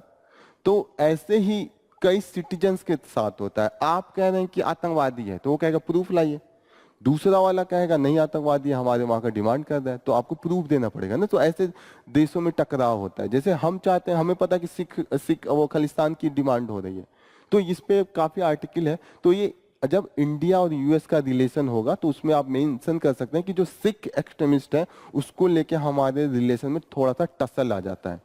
जैसे ये न्यूज से आपको पॉइंट मिलता है, ऐसा नहीं है कि ये न्यूज पीसीएस में डायरेक्ट पूछेगा कि who is the Gurwant Singh Pannu. हाँ, पीसीएस में पूछ सकता है, लेकिन यूपीएससी कभी नहीं पूछेगा। पीसीएस में पूछ सकता है कि ये गुरवंत सिंह पन्नू कौन है, क्यों न्यूज में है, तो ये पूछ सकता है। ओके, लेकिन ये जानना, जब यूपीएससी के पर्सपेक्टिव से ये जानना जरूरी है कि इंडिया एंड जो यूएस के रिलेशन में है उसमें थोड़ा सा ये दरार पैदा कर रहा है, ये वाला इशू। नेक्स्ट न्यूज है, Shah chairs meet to review the status of the Manipur conflict, bridge ethnic divide, Biren not invited. तो इसे क्या पढ़ के समझ में आ रहा है? अभी आप लोग देख रहे थे कि मणिपुर में काफी सिविल वार हो रहा है, आपस में लड़ रहे हैं। वहां पे है कि शाह जो होम मिनिस्टर है, इन्हीं के हाथ में लॉ एंड ऑर्डर का होता है, तो इन्होंने एक मीटिंग किया ताकि bridge the ethnic divide. Ethnic divide, bridge का मतलब दोनों के बीच में पुल बना के मिला दें, खाई है उनके बीच में। एथनिक डिवाइड किसके किसके बीच में है? कौन से कम्युनिटी लड़ रहे हैं आपस में? मीटी एंड कुकी। कुकी जो अलग अलग ट्राइब होते हैं, ट्राइबल में होता है कि उनका अलग है। कुकीज जो हैं वो हिल एरिया में रहते हैं और वो थोड़े से पिछड़े हैं, और जो मीटीज हैं वो वैली में रहते हैं। वैली का मतलब प्लेन में। तो प्लेन में रहने वाले को बेनिफिट होता है कि हिल एरिया में? दोनों के अलग अलग पर्सपेक्टिव हैं। प्लेन एरिया में खेती का वो होता है और आपके पास रिसोर्स होगा, आप अमीर होंगे, आप ताकतवर होंगे। हिल में है सीनिक ब्यूटी है, लेकिन आपके पास खेती के लिए नहीं होगा क्योंकि पहाड़ ही पहाड़ होंगे। टूरिज्म है, टूरिज्म भी उतना वर्क नहीं करता है। इंडिया जैसे खासकर हमारे वहाँ उतना टूरिज्म का लोगों के पास पैसे नहीं खर्च करते हैं। तो that's why there could be the difference. तो यहाँ पे मीटिंग हुई है। बीरेन सिंह कौन है? Chief minister. तो वह उनको नहीं इनवाइट किया गया। तो देखा जा रहा है कि ऐसा कि थोड़ा सा डेलिबरेटली उनको नहीं किया गया है, क्योंकि वो जो मीटीज के तरफ से पुश कर रहे हैं और कुकीज उससे काफी नाखुश हैं। और हम देख रहे हैं कि ये डिमांड कैसे स्टार्ट हुआ था ओवरऑल। ये स्टार्ट हुआ था कि एक जुडिशरी का, हाई कोर्ट का, मणिपुर हाई कोर्ट का जजमेंट आया था। उसमें जज ने बोला था कि जो गवर्नमेंट है कि आप सेंटर को जाइए और सेंटर से बोलिए कि जो मीटीज है उनको एसटी में ला दीजिए। एसटी, एससी, ओबीसी, ये तो आपको पता होगा what is this. Different community है जिनका डेवलपमेंट बैकवर्डनेस के आधार पे है और उनको फायदा दिया जाता है कि जैसे उनको गवर्नमेंट सर्विस होता है या एग्जामिनेशन है या किसी भी एजुकेशन इंस्टीट्यूट में। तो मीटीज है वहाँ ओबीसी में आते हैं और वहां माना जाता है कि वो बहुत पावरफुल है। सबसे ज्यादा पावर उन्हीं के हाथ में, मिनिस्ट्री उनके हाथ में है, जमीनें जो फर्टाइल लैंड है वो उनके हाथ में। वैसे ओवरऑल लैंड तो उनका ज्यादा है, नियर अबाउट 80% एरिया में तो वो है, लेकिन 80% में 1% भी उनका खेती नहीं हो पाता है। अरे आपके पास, आपको जाके कहीं पहाड़ों पे या आपको जाके रेगिस्तान में छोड़ा हूँ, थार में, तो आपके पास जमीन तो बहुत होगा, लेकिन आप खेती कर पाएंगे? नहीं कर पाएंगे। वही कोई यूपी के गंगा के किनारे में है, सिर्फ उसका 20 स्क्वायर किलोमीटर में है, पर उसकी फर्टिलिटी ज्यादा होगी। वो हजारों किलोमीटर में रह के भी वो कुछ उगा पाएगा? रहना मुश्किल हो जाएगा। आर यू गेटिंग ना? तो पॉवर्टी ऐसे तो लगेगा कि उनके पास जमीन बहुत ज्यादा है, ऐसे न्यूज व्यूज में जस्टिफाई करते हैं मीठी वाले की जमीन तो आपके पास ज्यादा है, लेकिन अगर आप ग्राउंड पे जाएंगे वो जमीन नॉन फर्टिलाइजर है, वो फर्टाइल नहीं है। बहुत भी कोशिश करने के बाद भी उसका यूज नहीं हो सकता है फॉर द क्रॉप। तो लड़ाई यही चल रही है। मिट्टी कह रहे हैं, तो जुडिशरी का जजमेंट आया, मणिपुर के जो हाई कोर्ट के जज थे उन्होंने कहा कि मिट्टीज को भी एससी कैटेगरी में लाया जाए। एससी एसटीज कैटेगरी में, एसटीज ही है, ट्राइबल है, एससी में तो दूसरी कैटेगरी आएगी, वो एसटीज में है। ओके, तो अब कुकीज ये कह रहे हैं कि अगर आपका एसटीज कैटेगरी में है तो आपका जो रीजन एसटीज का होता है वहां पे जो और कम्युनिटी है जमीन नहीं खरीद सकती है। अब कुकीज कह रहे हैं कि आप मिटीज को भी कह देंगे कि ये भी एसटीज हो गए तो वो हमारा पूरा जमीन कब्जे कर लेंगे, क्योंकि वो तो पढ़े लिखे हैं नहीं। नॉर्मली उनमें एल्कोहल का भी थोड़ा सा होता है कि ट्राइबल जो शराब वराब लोकल होता है वो पीते हैं, तो उनको बहला फुसला के जमीन ले सकते हैं। और दूसरी चीज ये है कि एक तो उनका जमीन चला गया तो वही उनका रिसोर्स होता है। जो ट्राइबल लोग होते हैं, आदिवासी लोग होते हैं, उनको तो जमीन ही है ना, ऐसा थोड़े कि वो जाके बिजनेस कर लेंगे या एजुकेशन में या सर्विस में चले जाएंगे। बहुत रेयर केस में होता है, क्योंकि एजुकेशन एक्सेसिबल नहीं है। भले कट ऑफ कितना भी कम जाए, कुछ तो पढ़ने के रिसोर्स होना चाहिए। उनको तो पता ही नहीं होता कि कब का क्या एग्जाम होता है। आज ठीक ना। तो कुकीज कहें कि अगर इन्हें भी एसटी बना दिया गया है तो जो हमारी जमीन जो इस एरिया में है वो कैप्चर कर लेंगे और हम कहीं के नहीं रहेंगे। तो उसके बाद युद्ध लड़ाई होना स्टार्ट हो गया कि वो इसको मारने लगे, वो उसको मारने लगे। एंड नियर अबाउट कुछ नहीं तो 200 से ज्यादा लोगों की हत्या हो चुकी है मणिपुर में। टोटल आबादी मणिपुर की सिर्फ 30 लाख है। उस 30 लाख में नियर अबाउट 50,000 लोग हैं वो डिस्प्लेस्ड हो चुके हैं। डिस्प्लेस का मतलब उनका घर यहाँ था, आग से जला दिया गया, वो कहीं जाके कैंप में रह रहे हैं। Is it clear? तो यही मुद्दा यहाँ पे चल रहा है। अभी यूपीएससी ने परसों पेपर था, ये क्वेश्चन इस पे पूछा है कि एससी का जो कैटेगरीज एसटी का होता है वो गवर्नर के पास होता है कि नहीं होता है। उसमें अगर ये चीजें काफी न्यूज में थी, इसी आधार पर उन्होंने पूछा। तो यूपीएससी का ट्रेंड है कि अगर कोई चीज चल रहा है उससे रिलेटेड जो चीज है उसको भी आप गूगल करके क्लियरिटी हो, तो वो क्वेश्चन पूछा गया है। नेक्स्ट इंपॉर्टेंट न्यूज जो हम लोग कवर करेंगे वो ये कवर करते हैं।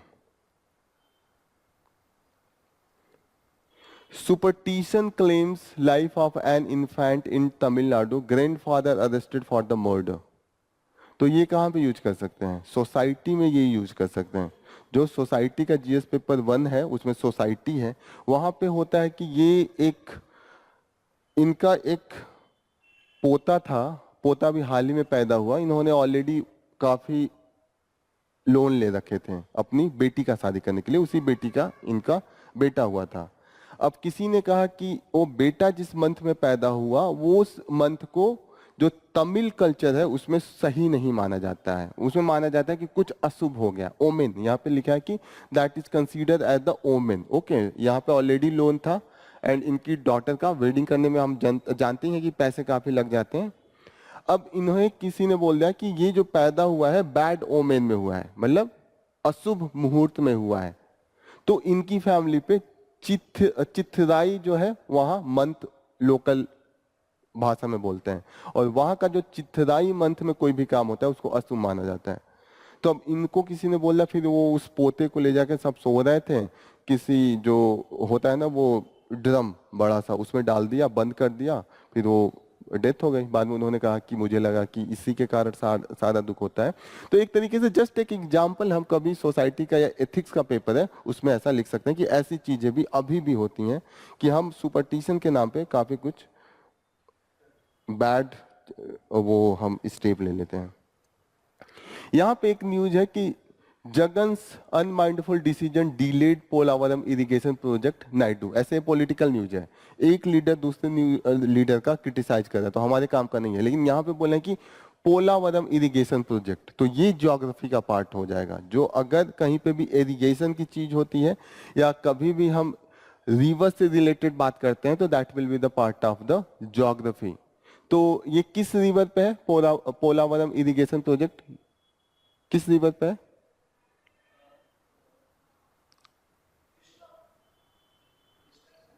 गोदावरी। तो ये आप लिख लीजिए, ये प्रीलिम्स में पूछ सकता है, यूपी पीसीएस में भी ऐसे पूछते हैं।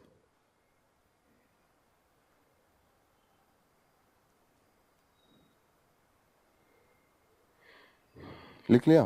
पोलावरम इरिगेशन प्रोजेक्ट कहाँ पे है? गोदावरी रिवर पे।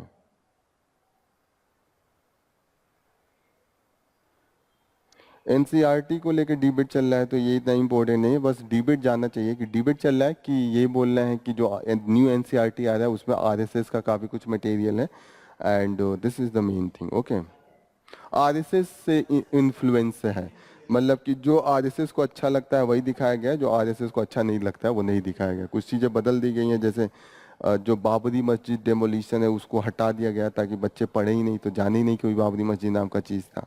तो ये डिबेट है, हमसे क्या लेना है, ऐसा लिखा है, हमें सिर्फ जानना है। ओके तो हमें कंट्रोवर्सी में नहीं जाना है कि क्या है, लेकिन we should know that what is the matter. Matter क्या चल रहा है कि अभी जो एनसीईआरटी है उसको जो खुद जो लोग उस कमेटी के मेंबर थे, योगेंद्र यादव थे एंड पालिस्कर हैं, वो दोनों लोग कह रहे हैं हमारा नाम हटाओ क्योंकि मैंने तो कुछ और दिया था, आपने वो सब हटवा दिया जो मैंने दिया था, तो मेरी बदनामी हो रही है। जो उस बुक को लिखने के लिए कमेटी बनाई गई थी उसके हेड ही विरोध कर रहे हैं और अपोजिशन पार्टी तो विरोध कर ही रहे हैं। जो योगेंद्र यादव मेन थे वहां पे नाम भी लिखा हुआ है, वो कह रहे हैं कि मेरा नाम हटा दो क्योंकि मैंने ये नहीं लिखा था, मैंने जो लिखा था आपने वो बुक में नहीं डाला है। तो ऐसा कुछ है। ओके, ये एडिटोरियल इंपॉर्टेंट है। यहाँ पे हो रहा है कि जो ट्रेड ट्रैपेज, यहाँ पे हो रहा है कि goods export rebound need nurturing to plug gap with the imports. तो इसका मतलब क्या हुआ, यहाँ पे ये बात हो रही है कि इंडिया का जो एक्सपोर्ट है अभी, इज इट विजिबल,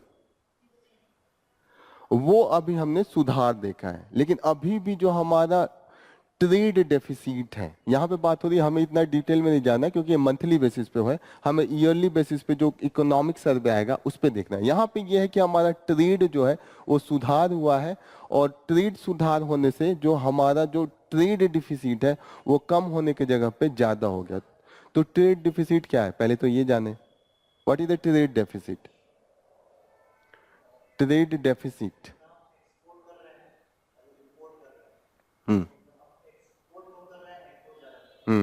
दो चीज होगा, जैसे मैं मानूं कि मैं खुद एक एक पर्सन हूं और मैं ट्रेड कर रहा हूं, तो मैं कुछ बनाता हूं, कंपनी हूं, मैं 10 रुपए का बेच रहा हूं और 50 रुपए का खरीद रहा हूं, तो 40 रुपए का जो कमी आ रहा है, खरीद ज्यादा रहा हूं ना, तो वो डेफिसिट हो गया कहीं ना कहीं। अगर वो बढ़ता जाए तो मैं कैसे पे कर पाऊंगा, अगर 30 का खरीदूं और 30 का बेचूं तो मेरे में बैलेंस होगा, तो वो कंट्री को घाटा देने लगता है। तो ये बताइए कि अगर ट्रेड डिफिसिट है तो इंडिया बैलेंस कैसे करता है, how the India balance this trade deficit.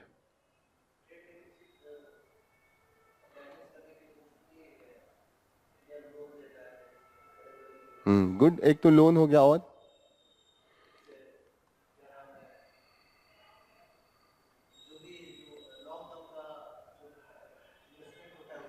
Very good, investment भी होता है, बाहरी कंपनी आके करती है ना, बहुत सी कंपनियां आज हैं जो करती हैं। और सोचिए, आपको भी पता होगा, यू कैन माइंड। नहीं, ये तो यहाँ पे नहीं होगा, ये एक रीजन है, लेकिन ये तो बाहर से पैसे नहीं आते ना। बाहर से एक और होता है कि जो लोग हमारे वहां से कमाने जाते हैं, सऊदी अरबिया, और ये तो कॉमन चीजें हैं, ये तो सबको पता है। तो वो जो पैसे भेजते हैं वो भी ट्रेड बैलेंस से थोड़ा सा वो होता है, क्योंकि इंडिया से काफी लोग जाते हैं। नियर अबाउट आप जो वेस्ट एशिया है, जो ईरान है, सऊदी अरबिया, कतर है, वहाँ पे 80 लाख इंडियंस हैं जो पैसे भेजते हैं।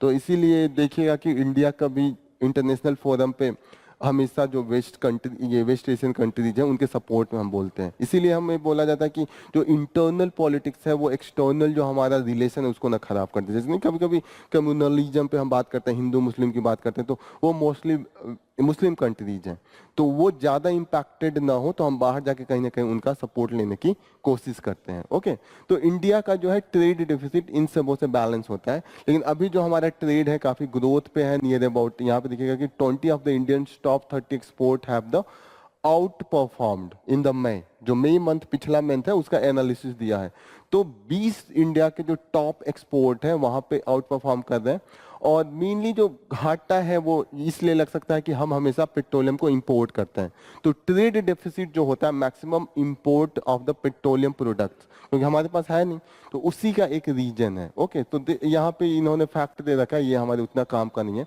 दूसरा चीज है कि जो एक्सपोर्ट है वो किस एरिया में बढ़ा है, April, man made yarn and the engineering goods. April, April क्या होता है, कपड़े को, सारे कपड़े को मिला के अप्रैल कहते हैं। जो कपड़े होते हैं एक तरीके से, जो सारे कपड़े, पैंट शर्ट, जो लेडीज का वो होता है, जो और भी कपड़े होते हैं, जैसे कि हम जो मैट बनाते हैं, कपड़े से भी मैट बनता है, कर्टन हो गया, ओवरऑल जो कपड़े से जितना भी यूज होता है that will be under the April. Okay, फिर क्या था यहाँ पे, मैन मेड यार्न। यार्न जो हम लोग नहीं, नायलॉन, ये सब चीजें होती हैं जिससे बाद में हम अगेन कपड़े उपड़े वाली ही चीजें बनाते हैं। ओके, लेकिन ये सिर्फ उसके धागे को कहते हैं। यार्न का मतलब वही हो गया जो ओवरऑल अगर बन के जाता है तो अप्रैल में आएगा, और केवल धागा डोर वो करते हैं तो वो यार्न में आएगा। इंजीनियरिंग गुड्स में क्या आएगा, इसमें भी हमने काफी एक्सपोर्ट किया है इंजीनियरिंग गुड्स में।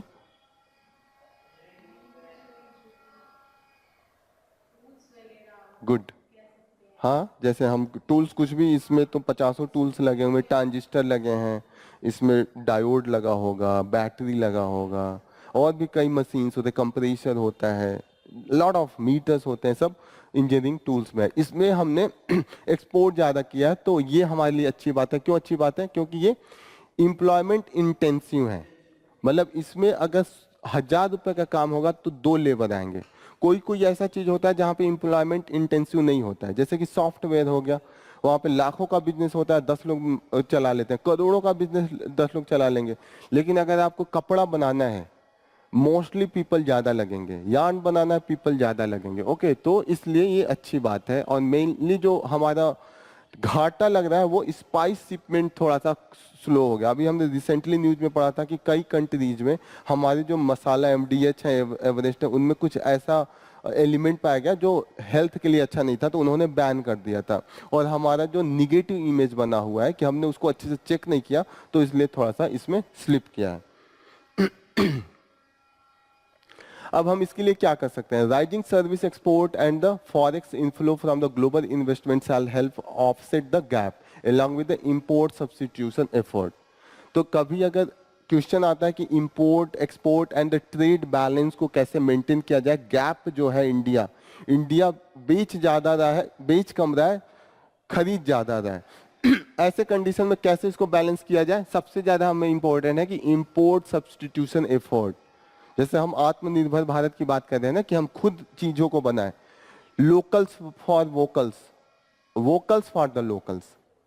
तो ये 2 चीजें आप लिख सकते हैं कि हमें इंपोर्ट सब्सटीट्यूशन एफर्ट लाना है, और उसमें 2 स्कीम्स का नाम लिख सकते हैं। एक तो आत्मनिर्भर भारत चल रहा है, और दूसरा वोकल्स फॉर लोकल्स की बात करते हैं, तो ये आप यहाँ पे लिख सकते हैं।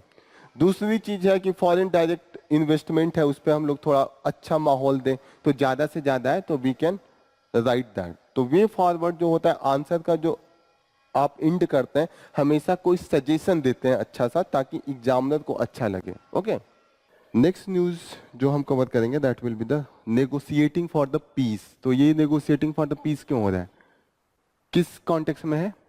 स्विट्जरलैंड में ये हो रहा है, और ये कॉन्टेक्स्ट है जो रशिया एंड यूक्रेन का वार चल रहा है उस पे है। सबमिट ऑन द पीस, और कहाँ पे हो रहा है? बोर्जन स्टॉक। तो प्लीज नोट डाउन, ये पीसेस में पूछेगा कि जो सबमिट ऑन द पीस है वो कहाँ पे हुआ है? बर्जन स्टॉक में हुआ है। और दूसरा क्वेश्चन ये पूछ सकता है पीसेस में कि सबमिट ऑफ द पीस किससे रिलेटेड था? तो you can write the it is associated with the Russia Ukraine war. तो पीसेस के लिए यही इंपॉर्टेंट है। थर्ड थिंग जो यहाँ इंपॉर्टेंट है, ये पूछेगा कि इंडिया का पार्टिसिपेशन था कि नहीं। तो इंडिया ने पार्टिसिपेट किया था, हाँ किया था, लेकिन इंडिया बहुत बैलेंस करके चलता है। इंडिया ने साइन नहीं किया था। जो लास्ट में कम्युनिक आया था, लास्ट में जब डिस्कशन होता है, मीटिंग होता है, उसके बाद एक फाइनल रिजोल्यूशन हम देते हैं, कम्युनिक उसको कहते हैं, वहां पे इंडिया ने बोला हम तो साइन नहीं करेंगे। ठीक है, क्यों साइन नहीं किया?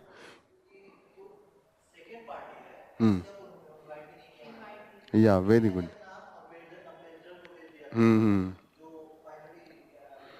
इंडिया का बैलेंस करना चाहते हैं। रशिया के साथ हमारा रिलेशन है, मैक्सिमम डिफेंस का इक्विपमेंट है, ब्रह्मोस बेच रहे हैं हम, वो रशिया का है। रशिया का निकाल ले अपना मास्को वाला, तो ब्रह्मो बस बचेगा इंडिया के पास, बना तो पाएंगे नहीं हम।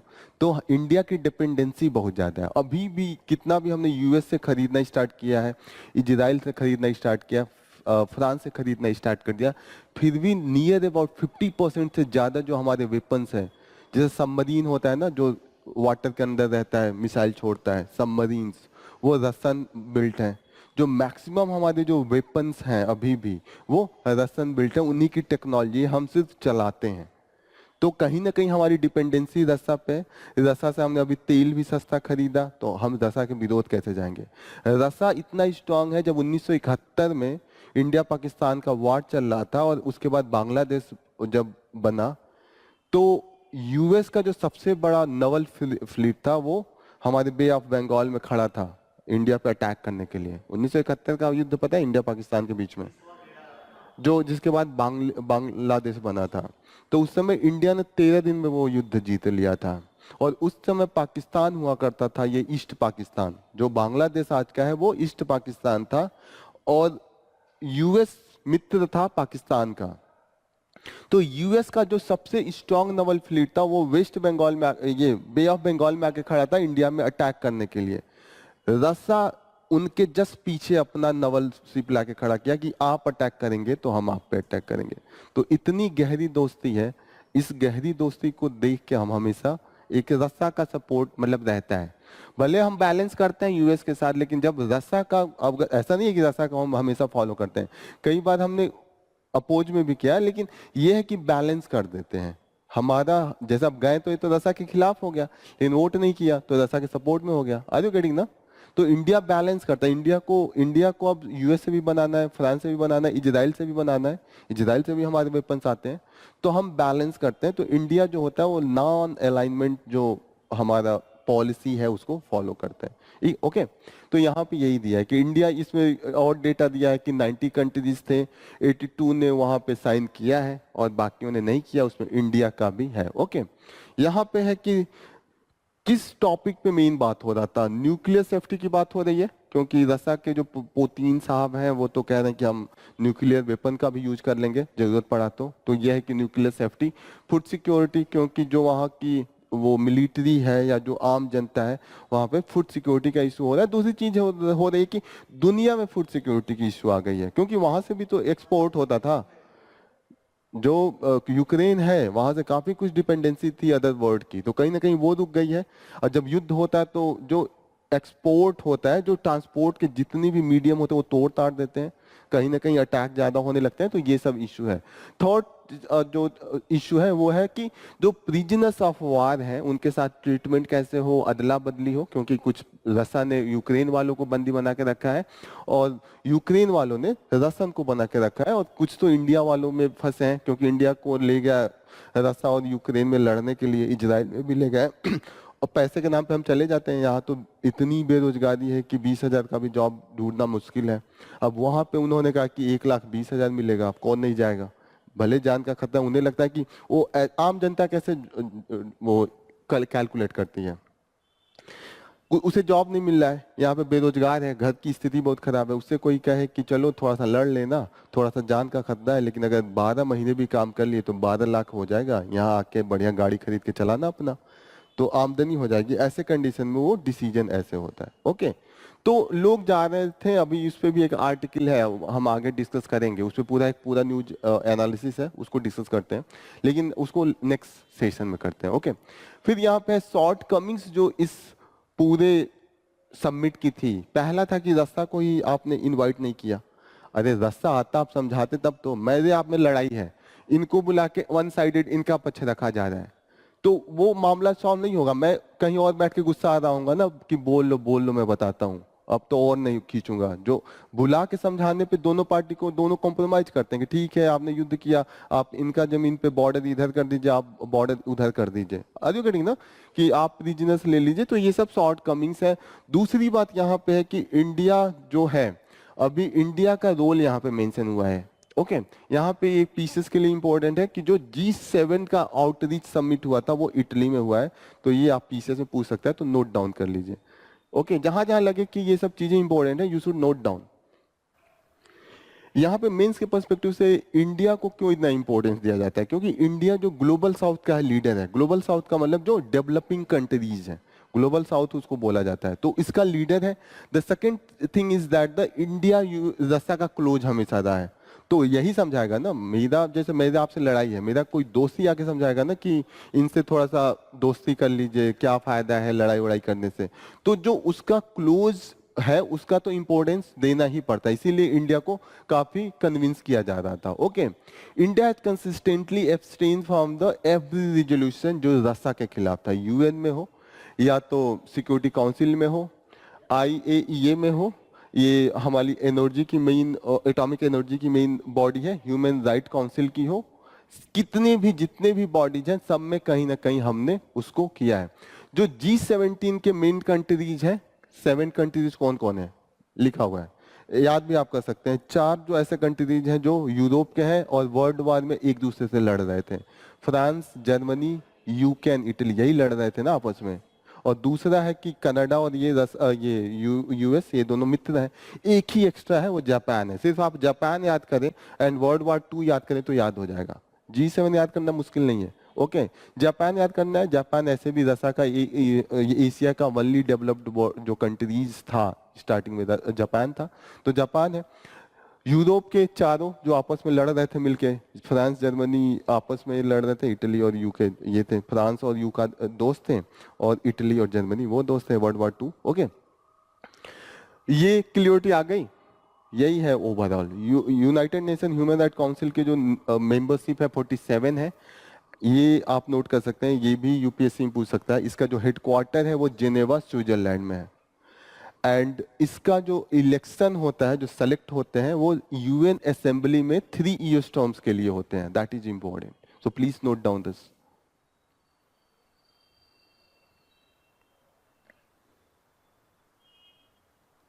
Headquarter Geneva Switzerland, total members 47, and they are selected and elected by the General Assembly, United Nations General Assembly, and they are for the 3 years.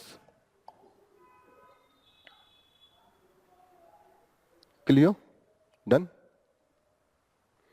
Next article हम लेते हैं, last continent must remain a pristine wilderness. Wilderness का मतलब जो होता है कि जो नेचुरल फॉरेस्ट एरिया है या नेचुरल वाइल्ड एरिया है।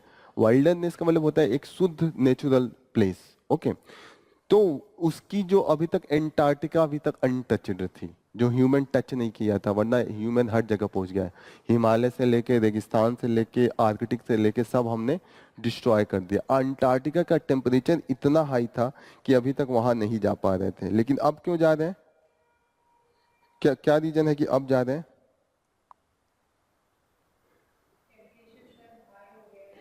टेम्परेचर उतना भी, हाँ ये भी है एक रीजन, उतना हाई नहीं हुआ है। वो तो जाते हैं ना, क्यों जा रहे हैं? पहले क्यों नहीं जाते थे? पहले टेक्नोलॉजी नहीं थी कि सरवाइव कर सकें। अभी तो हम चांद पे भी जा रहे हैं क्योंकि टेक्नोलॉजी है। एक तो टेक्नोलॉजी क्या है कि वहां जाके हम रहने लगे, पहले जाते थे वहीं जम जाते थे, आ ही नहीं पाते थे। अब इतनी टेक्नोलॉजी है कि वहां जाके एंजॉय भी कर रहे हैं, कपड़े उस लेवल के बन गए हैं। आर यू गेटिंग ना? पहले नहीं आप वो महाभारत पढ़ते हैं कि युधिष्ठिर और उनका कुत्ता स्वर्ग में जाता है। हो सकता है कि वो हिमालय पे जा रहे हो और सब नीचे ही जम गए हो, वो थोड़ा ऊपर पहुंच गए हो। आर यू गेटिंग ना? मतलब टेक्नोलॉजी था। नहीं, लोग कहते थे कि स्वर्ग में जा रहे हैं तो हिमालय पे चढ़ते थे क्योंकि लोग लौट के ही नहीं आते थे, इतनी ठंड पड़ती थी। लेकिन अब है कि जाते हैं स्वर्ग से जाके लौट आते हैं। पहले लोग मानसरोवर जाते थे कि अब स्वर्ग में लौट के नहीं आना है।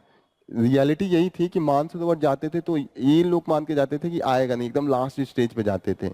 लेकिन अब लौट के आते हैं क्योंकि टेक्नोलॉजी है। ओके, तो अब स्वर्ग से लौट के आते हैं। तो यहाँ पे ये इंपॉर्टेंट है क्योंकि इसका जो सबमिट हो रहा है वो इंडिया के कोची में, केरला में हुआ है। तो ये पूछ सकता है कि जो अंटार्कटिक ट्रीटी कंसल्टेटिव मीटिंग 46 है वो कहाँ पे हुआ है? तो Kochi into the Kerala. PCS का बहुत ही शानदार इस पे क्वेश्चन बन सकता है। ओके, तो प्लीज नोट डाउन कि ये क्या है। और ये ट्रीटी किस चीज की बात करता है? Regulatory framework of the Antarctica. Regulatory का मतलब कि कैसे रेगुलेट किया जाए। अलाउ तो हम कर देंगे कि आप जाइए, रेगुलेशन का मतलब क्या होता है कि आप रोड पे गाड़ी तो चलाइए। रेगुलेशन ये होगा कि जब रेड लाइट आएगी तो रुकना है, यही रेगुलेशन होता है ना, ताकि लोग लड़ ना जाए। तो ये नहीं मना कर रहा है कि आपको जाना नहीं है, जाना तो है, but you have to be in a proper manner, एक रेगुलेशन है, लॉ है, रूल्स है, उसको फॉलो करेंगे। अंटार्कटिका से रिलेटेड 3 लॉज इंपॉर्टेंट है, 3 ऑर्गेनाइजेशन या 3 प्रोटोकॉल है। पहला तो ये हो गया कि Antarctica treaty consultative meeting, second is the international association of Antarctica tour operators. तो प्लीज नोट डाउन कि अगर अंटार्कटिका की रेगुलेशन की बात आती है तो ये बॉडी है international association of the Antarctica tour operators. लेकिन ये यूएन की बॉडी नहीं है, ये इंडिपेंडेंट प्राइवेट इंडस्ट्रियल बॉडी है, यूएन की बॉडी नहीं है। तो ये पूछ सकता है कि यूएन से रिलेटेड है कि नहीं है, तो यूएन से रिलेटेड नहीं है, this is the private industry से एसोसिएटेड है।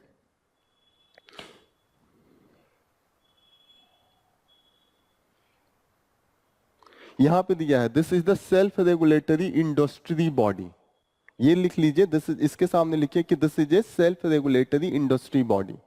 तो क्लियरिटी रहेगा कि यूएन का पार्ट है कि नहीं है।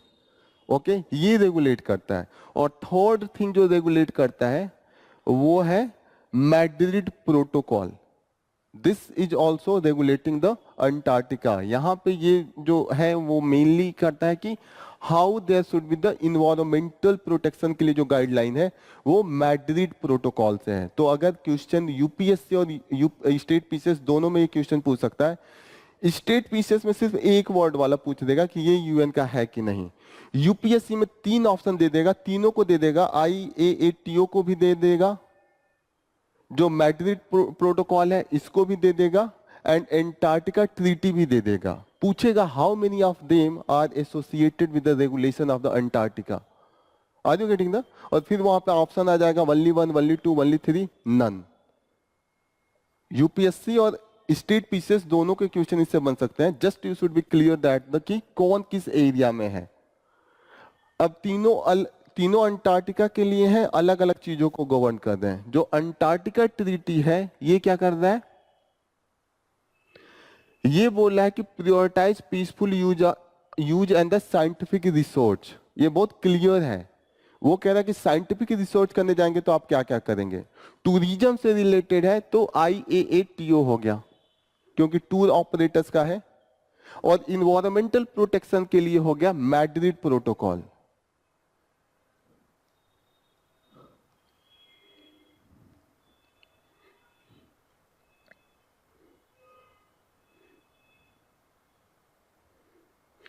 आर यू गेटिंग ना कि क्या रिलेटेड है, एक टूर से रिलेटेड है, एक पीसफुल रिसोर्स की बात करता है, और एक इन्वायरमेंटल प्रोटेक्शन की बात करता है। ये तीनों मैच करा के यूपीएससी क्वेश्चन पूछ सकता है कि ठीक है अंटार्कटिका से है, वो खुद बता देगा, फिर कहेगा मैच कराइए कि कौन किससे रिलेटेड है। तो 2-3 बार अगर आपको ये देखेंगे तब जाके थोड़ी क्लियरिटी होगी। ओके, एक चीज और याद रखिएगा कि 1990 तक यहाँ दिया है कि अंटार्कटिका पे कोई नहीं जाता था, लेकिन अभी जो नंबर ऑफ जो टूरिज्म हो गया 1 लाख से ज्यादा जाने लगे हैं। तो कहीं ना कहीं अब हम जाएंगे तो कुछ ना कुछ बिस्किट, बॉटल ये सब लेके जाएंगे, फेंक के आएंगे वहां पे, लेके तो आता नहीं है आदमी, जहां खाता है वहीं फेंकता है। और जो भी ये तीनों ट्रीटी या बॉडी है ये क्लियरली फ्रेमवर्क उनके पास नहीं है कि क्या कैसे रखना है। वो धुंधला सा लिखा हुआ है कि हाँ कि आपको ये रेगुलेट करना है। उन्होंने ये तो बताया कि पॉलिथीन या ये सब मत फेंकिए, लेकिन क्लियरली नहीं बताया है कि अगर फेंकेंगे तो पेनाल्टी कितना लगेगा, डर कैसे बनेगा। अगर ये बोल दिया जाए कि अरे ठीक है आपको चलाना है तो इस स्पीड में चलाइए, 100 से कम चलाइए, और आपका चालान न कटे, तो कोई मानेगा? कोई रेड लाइट पे कहे कि अजय रेड लाइट पे बस रुक जाइएगा, और वहां पे ये ना बोले कि चालान वालान है, कहे कि सिर्फ रुकना है वहां पे। आदमी रुकता क्यों है? उसको लगता है ना फोटो खींच के चालान कटेगा, 5,000 देना पड़ेगा। आर यू गेटिंग ना? क्लियरिटी नहीं है। इन्होंने कहा कि हाँ ऐसा बोला है इनके ट्रीटी में कि वो साफ सुथरा होना चाहिए, लेकिन साफ सुथरा तो होना चाहिए तो सबको पता है। अगर साफ सुथरा किसी ने नहीं रखा तो क्या इंपैक्ट आएगा। तो यहाँ इनका जो फ्रेमवर्क है that lack the specific tourism regulation, specific नहीं है। Is it clear? तो यही ये आर्टिकल बोलता है कि स्पेसिफिसिटी चाहिए, क्योंकि जो नंबर ऑफ टूरिस्ट हैं वो बढ़ गए हैं, that is the continuously increasing, and 40% increase है लास्ट 2-3 साल में। आर यू गेटिंग ना कि 100 लोग जा रहे हैं, फिर 140 जा रहे हैं, फिर अगली बार और 40%। तो कहीं ना कहीं इसका जो है उसका निगेटिव इंपैक्ट आ रहा है कि एक तो चीज बचा था जो शुद्ध था, उसको भी आप नहीं छोड़ रहे हैं, कुछ तो शुद्ध होना चाहिए। वहां पे लोग क्यों जा रहे हैं? एक तो पिक्चर इसके बहुत अच्छा है, फोटो टूरिज्म। दूसरी की वहां पे यूनिक स्पीसीज है, पोलर बियर है, कहीं नहीं मिलता वहीं मिलता है। आर यू गेटिंग ना? तो all this thing are there. तो यहाँ पे है दैट इज द हियो एंड लास्ट थिंग इन्होंने कंक्लूड यहाँ पे कर दिया है कि क्या होना चाहिए। दो कंक्लूजन है। पहला है कि यहाँ पे सस्टेनेबल फ्यूचर के लिए हमें मल्टी प्रोन्ज अप्रोच अपनाने चाहिए कि टूरिस्ट लोगों को भी दिक्कत ना हो, कि आप टूरिस्ट जाएं लेकिन उनका कलेक्शन प्रॉपर हो और नंबर ऑफ द टूरिस्ट को रेगुलेट कर दें। मल्टी प्रोन्ज होना चाहिए कि सभी स्टेक होल्डर को एक साथ लेना है। ओके। एंड इन्वायरमेंटल प्रोटेक्शन का जो रोबस्ट मॉनिटरिंग प्रोग्राम होना चाहिए कि आपने जो बोला है उसको इम्प्लीमेंट कीजिए। ऐसा नहीं कि बोल दिया कि फिर आपने बोल दिया कि बॉटल फेंकना है, बॉटल फेंकने पे आपको पेनल्टी देना पड़ेगा, लेकिन वहां पे कोई पुलिस है ही नहीं, वहां सीसीटीवी कैमरा है ही नहीं। अगर यहाँ पे लोगों को पता चल जाए कि हेलमेट पहन के जाना है, नहीं पहनने में 1000 का चार्ज है, तो लोग डरेंगे। लेकिन लोग ये देखने लगे कि 10 आदमी गया बिना हेलमेट का, कुछ नहीं हुआ, तो 10 और जाएंगे कि कोई हेलमेट नहीं पहन के चला रहा है, हम भी चला लें। क्यों लोग जाएंगे? कि जब वो देखेंगे कि चालान कट रहा है, 2 लोग गए, उनका वहां पे ट्रैफिक पुलिस ने रोका, चालान कट कर दिया। तो मॉनिटरिंग का मतलब कि आपको इम्प्लीमेंटेशन भी इंपॉर्टेंट है। इम्प्लीमेंटेशन का भी इशू आ रहा है इन तीनों आर्टिकल, ये तीनों जो भी ट्रीटीज है, बॉडीज है, वो इम्प्लीमेंट नहीं कर पा रही हैं क्योंकि वहां का हार्श कंडीशन है। इम्प्लीमेंटेशन करवाने के लिए आपको करोड़ों रुपए लगाने पड़ेंगे क्योंकि वहां जाने के लिए जो कपड़े होते हैं वो बहुत महंगे होते हैं। वहाँ खाना आप नहीं खा सकते, वहाँ स्पेशल खाना लेके जाना पड़ता है। वहाँ सिर्फ चाय बनाने के लिए कुछ नहीं तो 10,000 रुपए खर्च करने पड़ते हैं क्योंकि उस कंडीशन में वहाँ नहीं जलेगा जितना वहाँ पे ज्यादा लो टेम्परेचर है, फ्रीजिंग कंडीशन है। आर यू गेटिंग ना? तो that's why the condition is that lot of thing is there. और यहाँ पे इंटरनेशनल कोऑपरेशन चाहिए होगा क्योंकि कई देश मिलके जब एक साथ कंट्रीब्यूट करेंगे तब जाके ये पॉसिबल होगा कि वहाँ पे रेगुलेशन हो पाए। आर यू गेटिंग ना? कि एक कंट्री की जगह पे सब कंट्री करें, सारे कंट्रीज के लिए अंटार्कटिका है ना, एक कंट्रीज का थोड़ी है, वो तो कॉमन लैंड है।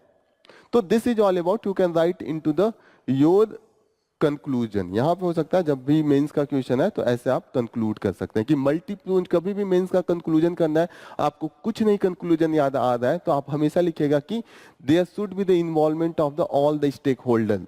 स्टेक होल्डर्स का मतलब कि जितने लोग इन्वॉल्व हैं, जैसे टूरिस्ट हुआ, वहां पे इन्वायरमेंटल प्रोटेक्शन की जो बात हो रही है, डिफरेंट कंट्रीज जो उसके प्रोटेक्शन की बात कर रही है, वो सभी इसमें इन्वॉल्व होना चाहिए। That should be the main focus point. Okay, so this is all about. तो यहाँ पे हम आज का सेशन कंप्लीट करते हैं। कुछ डाउट जो पूछना है?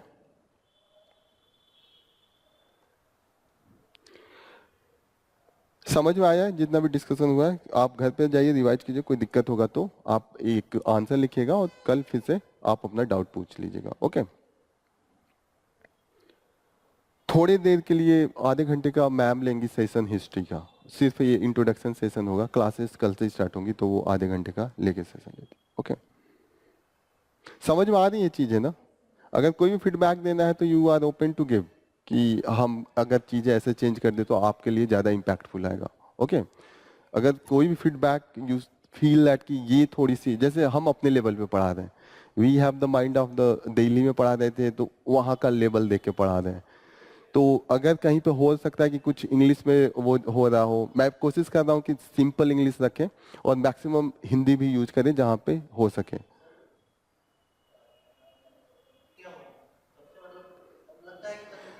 Consistency is very important. आप कंसिस्टेंटली फॉलो कर रहे हैं इसलिए थोड़ा सा चीजें 2-3 महीना बाद ना चीजें एकदम सिंपल हो जाएंगी। 2-3 महीना बाद तो ऐसा कंडीशन हो जाएगा कि हम लोग इंग्लिश में ही सब कुछ डिस्कस कर लेंगे। अभी तो हिंदी में थोड़ा कुछ बोलना पड़ रहा है, but in 2-3 months when you will be regular, नहीं, अब बोरिंग नहीं लगेगा। एक एक चीज को मैं सिंप्लीफाई करके एकदम पढ़ाऊंगा। मेरी कोशिश होती है कि क्लास 12 का भी बच्चा बैठा हो या क्लास 10th का भी बच्चा बैठा हो तो उसको समझ में आए चीजें। Okay, so that will be our approach.